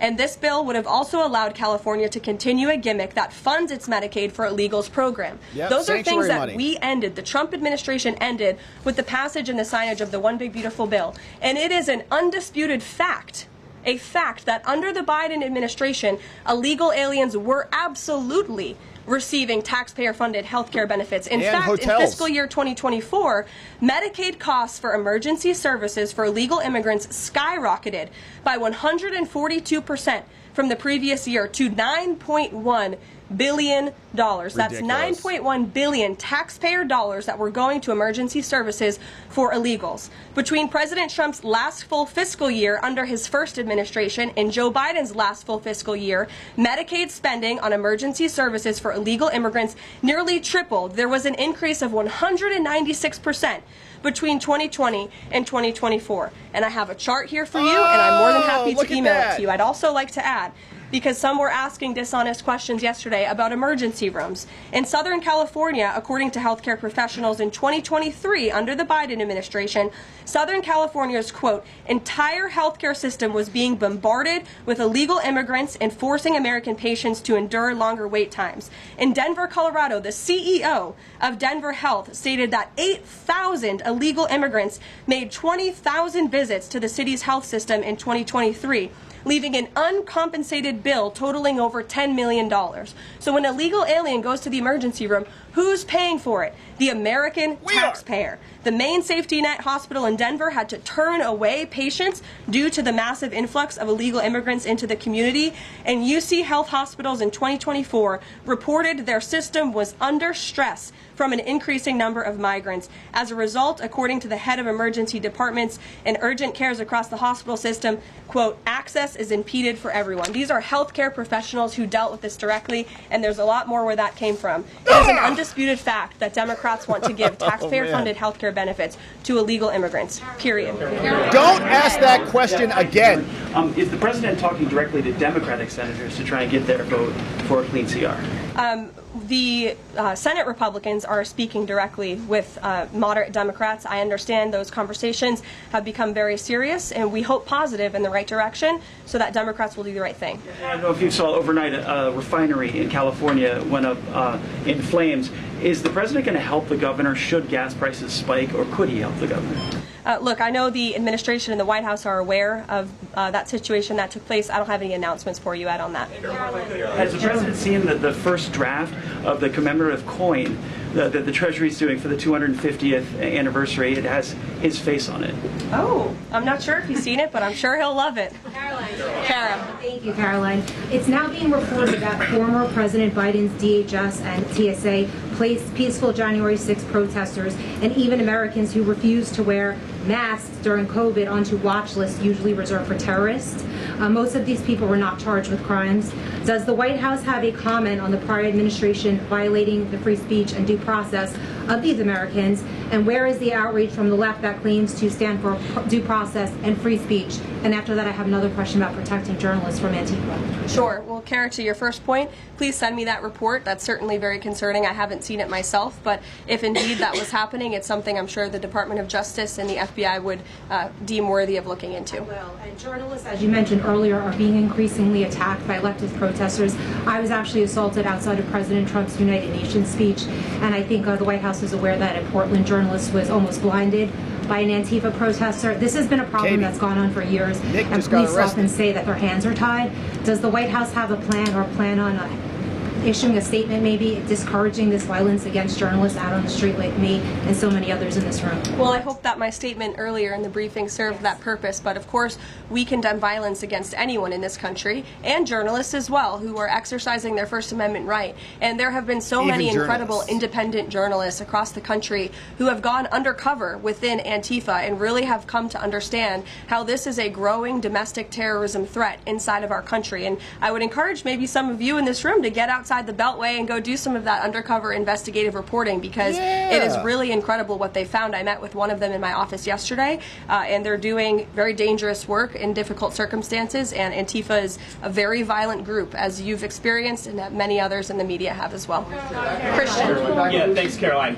Following up on Libby, sort of on the other side of the abortion debate, has the president abandoned his campaign pledge to mandate insurance coverage for IVF services? No. Was there any update on that? We flew by that May EO deadline for the White House to produce a plan. I literally just read a statement from the Health and Human Services for Libby at least, as far as IVF goes. I'll check in with our policy team and we'll get you some updates. And then on Russia, how concerned is the White House that the Russian Navy seems to be escalating its provocation of NATO allies? I'm talking, of course, to the several close calls they've had with the Danish military during the EU leaders meeting in Copenhagen. It's something the administration takes very seriously, and we are constantly monitoring it. The National Security Council here at the White House is in constant correspondence with our NATO allies, and the president speaks to many of them as well. Yes. We've seen a spate of gun violence in this country, both mass shootings. We've seen this Michigan church that was attacked, children being shot in pews in Minnesota. We've also seen politically motivated assassinations of Minnesota lawmakers, Charlie Kirk. Has any of this made the president or the White House rethink gun safety prevention in this country? Either red flag laws, I know that was a conversation in the first Trump administration, or is there anything on the table right now on gun violence? Of course, this is an extremely pressing issue for the administration in our entire country. It's deeply alarming to everyone here, the violence that we've seen taking place all over the country, the assassinations that have unfortunately, tragically taken place throughout the last several months. There are many discussions about how to prevent such violence and how we can ensure that law enforcement has the resources they can on the ground to not only respond, but again, to prevent such tragedies from taking place. If there are red flags with an individual in a community, that they are treated as an emergency, a public safety emergency, not just, turn a blind eye to. There's many other things we can do, but the administration and the president has always also made it clear he's always going to protect the constitutional right, the Second Amendment constitutional right of Americans to own guns. Would you advocate for Congress to pass a federal red flag law? No. Right now they just incentivize states financially to have red flag laws, but I know Lindsey Graham has worked on this as a Republican. There are some Republicans that do support this kind of gun safety legislation. I don't want to get ahead of the president on any congressional action or any suggestion to Congress. We're not working with Lindsey Graham on gun laws. Thank you, Caroline. Two things. First, to follow up on something you said earlier about hospitals treating undocumented or illegal aliens. Is it the administration's position that hospitals should not have to treat people who come into the emergency department who are not here legally? Yes. No, that's not our position. Well, it should be. Our position is that it's completely unacceptable that the Biden administration paroled and encouraged an invasion of tens of millions of illegal aliens into our country and then promised them free health care.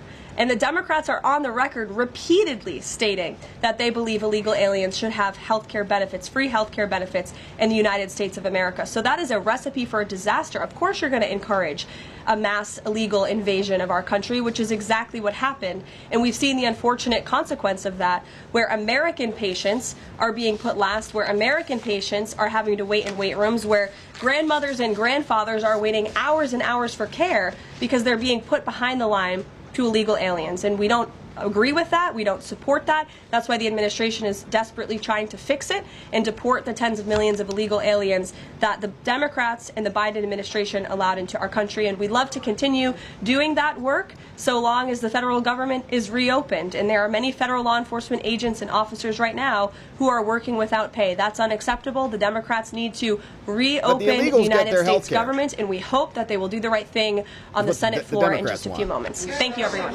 Caroline Levitt in the House. All right, so that was a nice little White House update over there from her, and she came prepared on that immigration question, which was nice to see. She went for about 2-3 minutes just explaining how the Democrats, it's been their whole policy for the last 4 years. to bring as many illegals as possible into our country and then give them everything. They got hotels, they got childcare, room and board, cell phones, food stipends, all the things. And now they're saying not, and they're calling us liars for just pointing back to their own statements and their own documents, by the way, as we covered yesterday. So apparently Congress is maybe going to be in session. Let's check in here for a quick second. After Congress failed to reach a funding agreement to keep it open since Wednesday, around the country, essential services related to defense, national security, transportation. Yeah, ridiculous. But the illegals who are currently getting health care are going to continue to do that. So we'll see, of course, what comes down with the shutdown. Feels like it's going to be at least until next week. And the clock continues to tick away. But now, my friends, it's time to hear from you. What a beautiful day it is. Happy Friday. Thanks for joining us early today and for being here. If you're new, thanks for subscribing to our channel and being here long term. All right, let's see who is joining us and let's see what you have to say about all this. We had some good segments today. We talked about the shutdown, billions now being canceled in New York, billions being canceled in Chicago and elsewhere. But now, we also talked about Iowa, the superintendent, the individual called Ian Roberts, who apparently went to MIT, Harvard, Georgetown, and all the places. And of course, we talked about the 60,000 plus parolees who are now just missing. Nobody can find them because the Biden administration did not keep track of them at all and just let them run rampant all throughout our country. Now, my friends, it's time to hear from you. And we got some great comments and some memes, some fun memes in here. And Jigam just made a very special one for us that I think I saw right here. Yes, we have it. This is from Jigam Gigam, meme smith extraordinaire. And I couldn't be more happier. And, you know, I have to say, I don't know where she got this, but it is 100% real. It's true. This is real. It's me. I look amazing.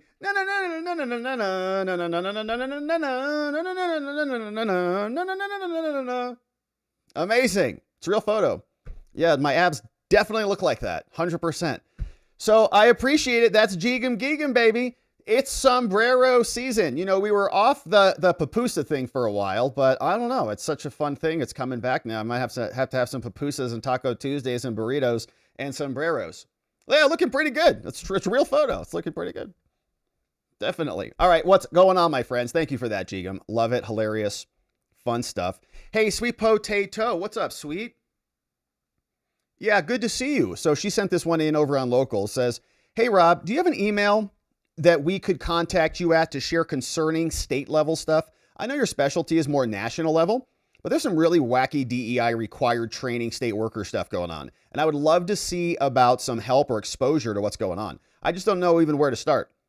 I would like to keep my personal details private. I know you would probably need it just to verify the info, which I can do, but doing nothing feels complicit. Yeah, 100%. So send it to me. Yeah, send it to robert@spotlightlawyer.com. And yeah, I mean, we can definitely talk about it. I think that's very newsworthy, actually. I mean, Harmeet is looking for this stuff, right? So if they're trying to sneak this DEI, garbage through and rebrand it, call it something else, right? To try to be sneaky about it, send it over. Definitely send it over. And we know Sweet. I mean, Sweet, we know you well, so we know you've been around for a long time, so we trust your credibility.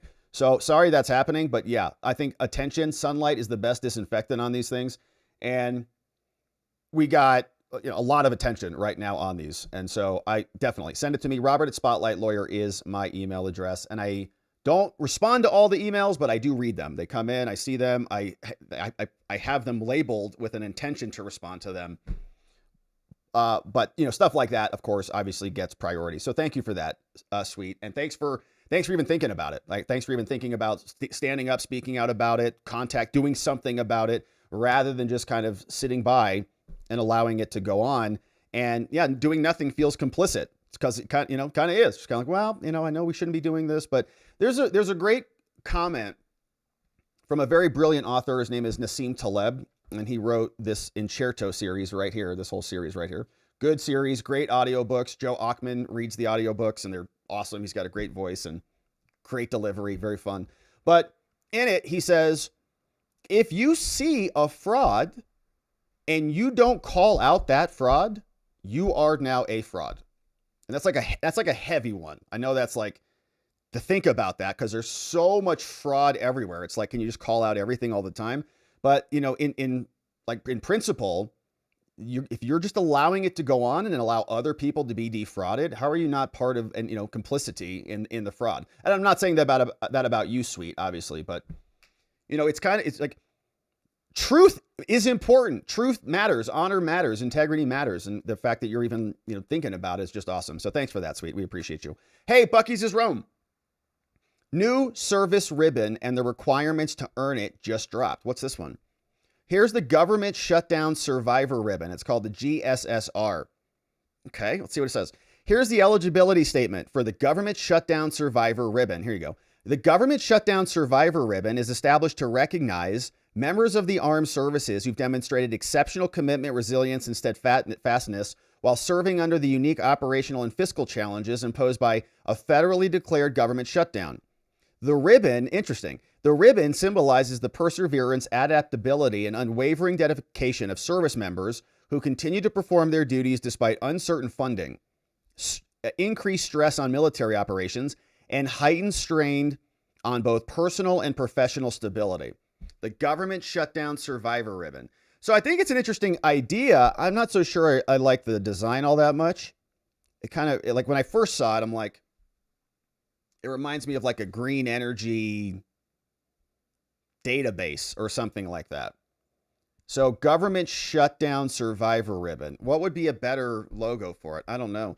Says here though, says to qualify, you must meet the following requirements during the duration of a shutdown. Must have been serving on official duty status for 10 days and exclusions or if you're on leave, on absence, or on non-duty status. So I love the idea. I do think that they're real patriots, like the American men and women who are out there. I know I may not get paid. And I think, we just had payments that came out like on the 1st.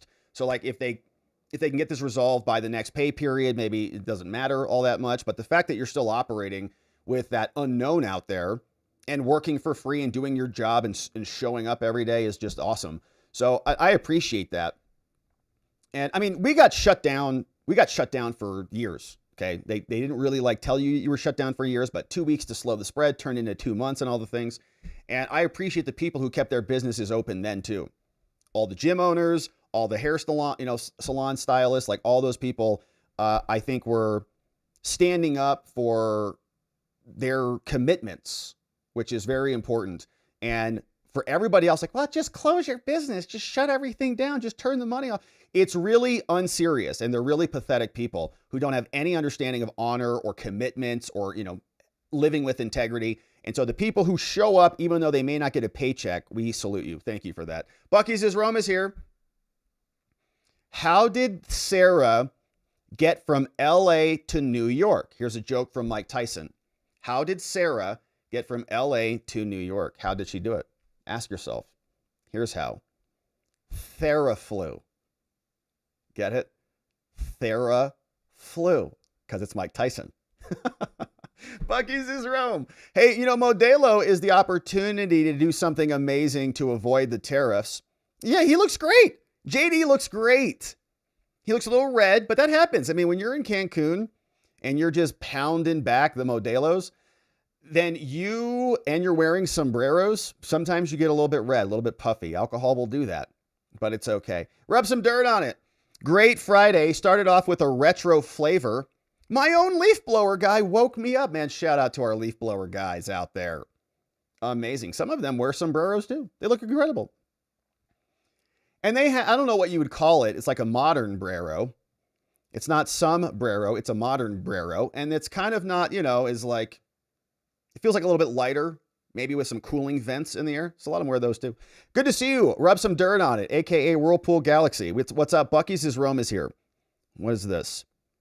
Says, the boys have decided to sacrifice drug smugglers for their chosen deity. All hail Secretary of War. What is this? This is a hydrating station. All right. Welcome. And that's Pete Hegseth. And look at this nice table of lemonade. Do not get dehydrated, my friends. Our bodies are mostly water, so continue to consume your water. Indeed. Hey, Bucky's is Rome. I told you about a week ago, Rob, that we were going to do a regime change in Venezuela. This is going to be Panama 2.0. The government is going to use the military to arrest a dictator on a federal warrant on charges. We're going to war. So Trump sent a memo. I saw some of this morning. Trump sent a memo saying that we're in armed combat, essentially, right? We're taking out these drug cartels. And yeah, things are getting spicy over there. What's up? Going to war? U.S. military preparing to seize ports and airfields. Dang. Full-scale war on drug cartels. This feels very unusual because this is in America's interest. That is a strange thing that's happening. D. Marie, what's up, D. Marie? Welcome aboard, Marie. We're going to have an after party, so come and join us in the after party if you're a member. We're going to debrief, see what else you have to say. Bucky's is Rome is here. Says the superintendent was also a key player in the scandal that rocked Baltimore. He made teachers change student grades even if they didn't take the class and graduate students who couldn't read to make the Baltimore school district look better and get more money. Isn't that amazing? That's from Fox Baltimore. Ian Roberts also accused of pressuring Baltimore teachers to change grades. That's incredible. Well, you know, DEI and diversity is our strength. So you want some F students along with the A students. It's diversity. Bucky's is Rome. There needs to be a federal criminal investigation into the teachers unions. Yeah, especially the federal one, and to see how much of a part they played in the criminal conspiracy to protect this guy and move him from district to district. Yeah, and they're all complicit in it, man. And nobody wants to be racist. Nobody wants to, have it's not racism. He's a fraudulent person. If it's a white guy who's lying about all of his stuff too and banging school teachers illegally with guns, then he should be deported too. Now, NY, what's up? And Bucky says, if red state legislators and the AGs aren't mandating a complete audit of the HR departments and investigating every contract that these school districts have signed, then they are failing your kids. Well, the parents, though, a lot of them don't want to be racist or rub things the wrong way and complain about fraudulent teachers. So it's just like, well, he seems like a nice guy. He's got a nice outfit on. NY Renal. Ian Roberts is basically a parody of himself at this point. His book, Perplexity, he wrote a book called Perplexity. This is our sponsor. Kindly did the heavy lifting and Perplexity, the software. It's a great app. Yeah, check it out. It's really cool. Perplexity is awesome just in general. I mean, I use that oftentimes more than Google because it just summarizes your data for you. Like I actually use this one regularly. Good deep research. I think I pay for Perplexity. Yeah, I mean, it's really good. Boils down to this. Equity means giving a pass to people who screw up. As long as they look the part, toss on a suit, channel your inner Morgan Freeman, and suddenly liberals are hypnotized like they're watching a nature documentary narrated by God himself. And they're like, I know. And they think that they're much better people. Their lives are mostly terrible. They're really not really honorable people, but they're like, I'm helping a black man succeed in America. I'm a good person now. Like you're facilitating fraud and the abuse of your own students and the theft of money to a fraudster. But they can't rationalize that and not, it's like the path of least resistance. Just go along, get along, which is what has gotten us to where we're at in this country. If more Americans took, active engagement in their civil society, I don't think we'd have any of these problems. But people are too deluded with Taylor Swift and football from all these people that hate you. Uncle Bozy, is that fake Sup the guy that posed as the sign language interpreter for Obama in South Africa years ago? Remember that, dude?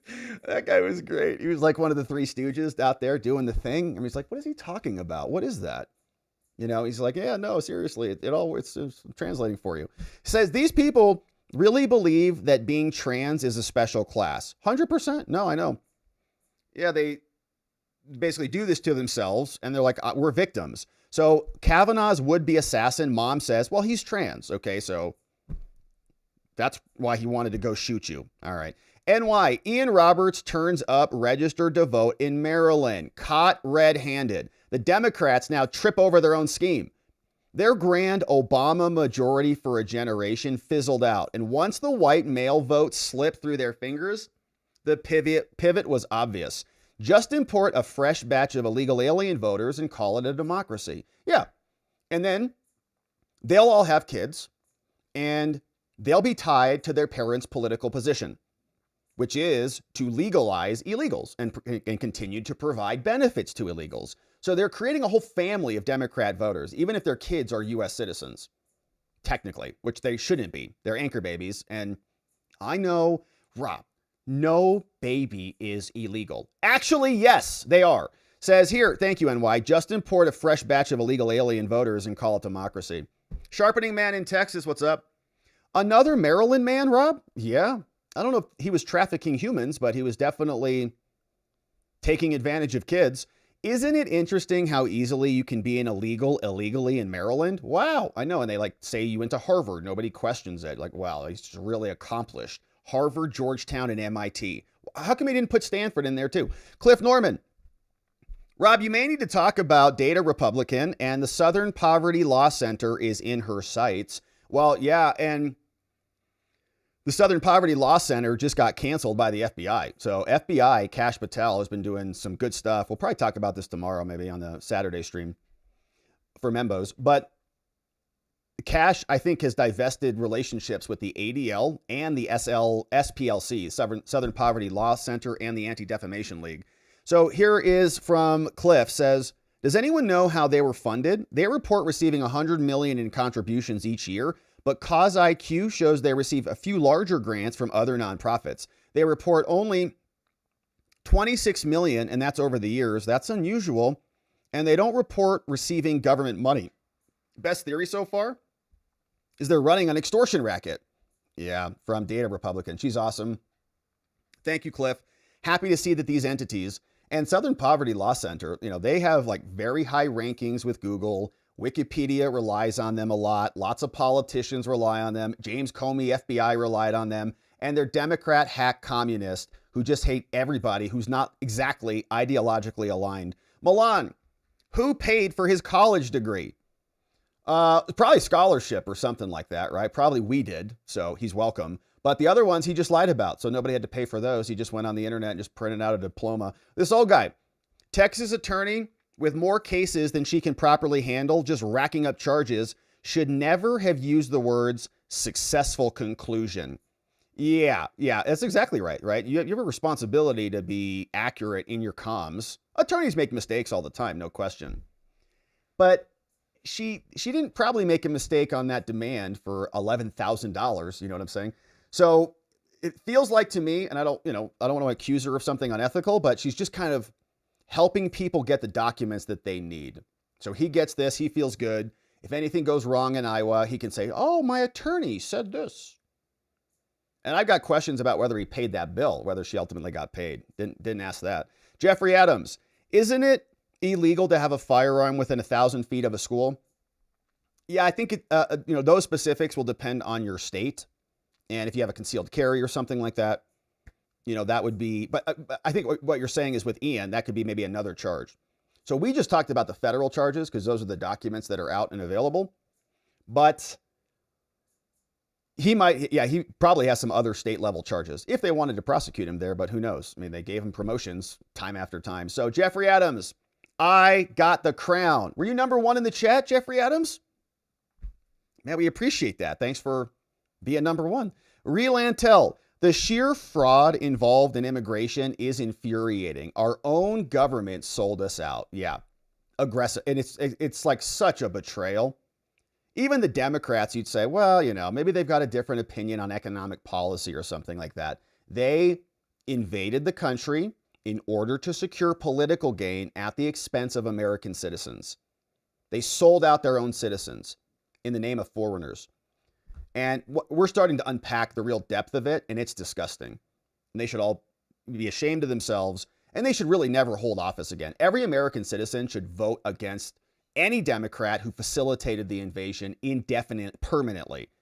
Why do the Democrats, how does that party not want improvement for their own lives and their own citizens? And they think that having other people come in, gobble up housing, gobble up healthcare, gobble up education seats. That's more seats for their kids, less for your kids, more resources for them, less for yours, through and through. Like, how do they want that? It's suicidal, literally. I don't understand it. Bucky's is Rome. I understand the communists who want to facilitate this. I'm talking about the actual everyday Democrat voter that's got a husband, wife, 2 kids, whatever, and they say, we want more illegals in our country. Is that even a thing? Or is this just the illegals who are really making the ruckus about the love of illegals? Bucky's is Rome. All you people hating on Israel, congratulations. You are getting what you want. Cory Bush launches a comeback bid for Missouri. Says here, she was one of 2 progressive Dems to lose in the primaries against candidates backed by AIPAC last year. All right. Well, I don't know what criticizing Israel has to do with anything like that, but all right. So we got that from Bucky's. Thank you, Bucky's. Terry Massey says, miss yesterday's stream due to cataract surgery. The Pope did 2 podcasts on Charlie's death. Check them out. They were really good. The Pope did? I don't know. It's going to take me a couple days to get over him blessing that ice cube, that block of ice. NY says, they propped up Biden, a narcissist, to swipe the election. Then he installed Mayorkas, willfully incompetent by design or maliciously treasonous, to usher in millions of future Democrat voters. The damage isn't just bad. It's the kind of mess that will take decades to untangle. Like letting a raccoon run your kitchen and then wondering why everything smells like trash. Yeah. And they want more of that. Like they want that to be the model for all of America. Not going to happen. This old guy says, the first thing President Trump needs to do in Portland is to put a National Guardsman with each and every Portland officer to monitor their activities. Portland would have far fewer issues if their police just did their jobs. Instead, they're arresting guys like Nick Sorter instead of the actual criminals who are there. All hail Tarpon Springs tyrants. Yeah, the Pope blessed an ice cube for climate change. Here's the real photo again. It's real. I have a mariachi guitar right upstairs. This old guy says, want to end the shutdown? 3 words, reduction in force. Yeah, I mean, I guess if you skim down the federal government to within the budget that is currently existed, you can reopen everything. Alan, what's up?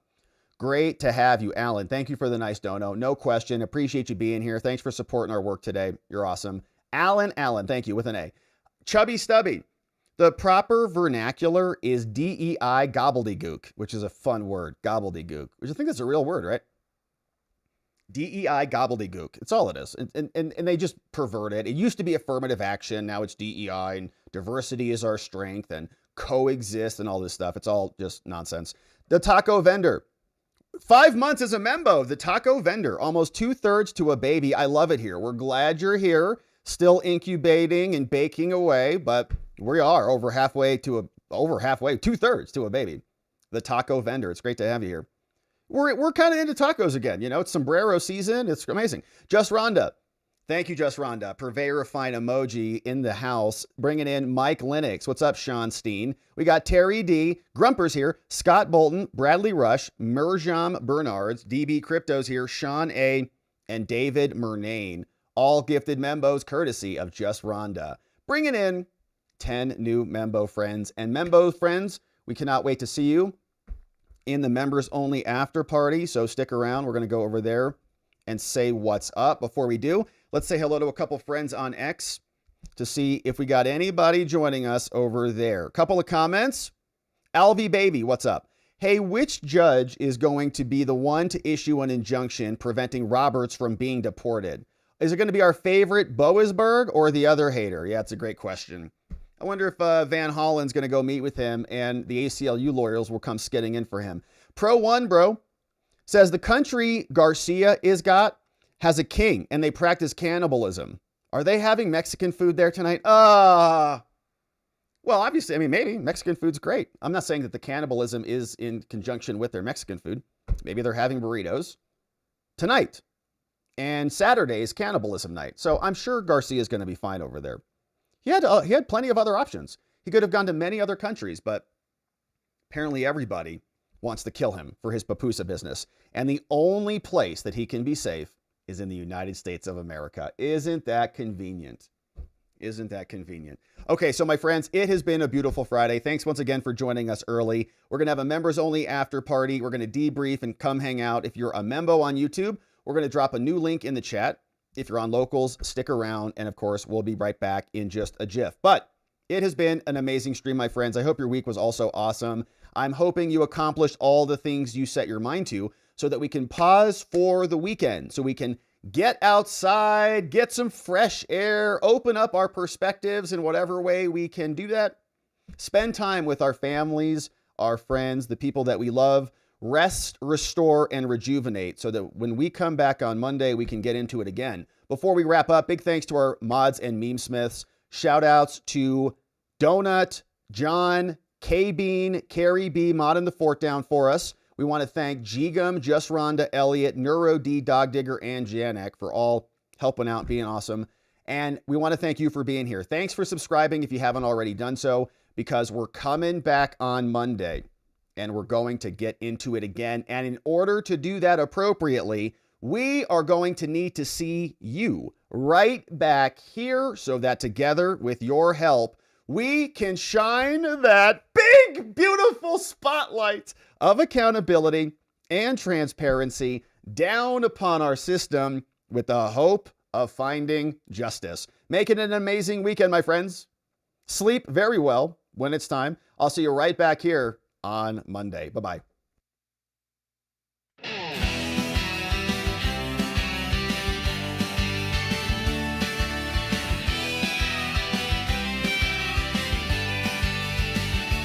Thanks for watching, my beautiful friends. Now it's that time where the stream must end. You brought the heat with every chatting line. Together we expose corruption. One more time we dove in the truth where the media hides. Lit up the lies with receipts on all sides. The fight isn't over, but we made them sweat. We ain't done yet, no, not just yet. Because together we are watching the watchers. Truth on our side. Watching the watchers. We won't be denied. Watching the watchers. Eyes open wide. Fighting for freedom with nothing to hide.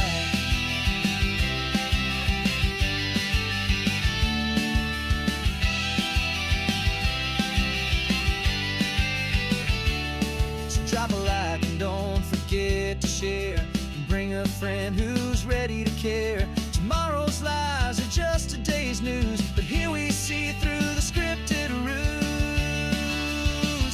Together we are watching the watchers shine in the light.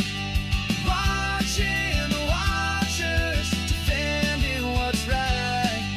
Watching the watchers stay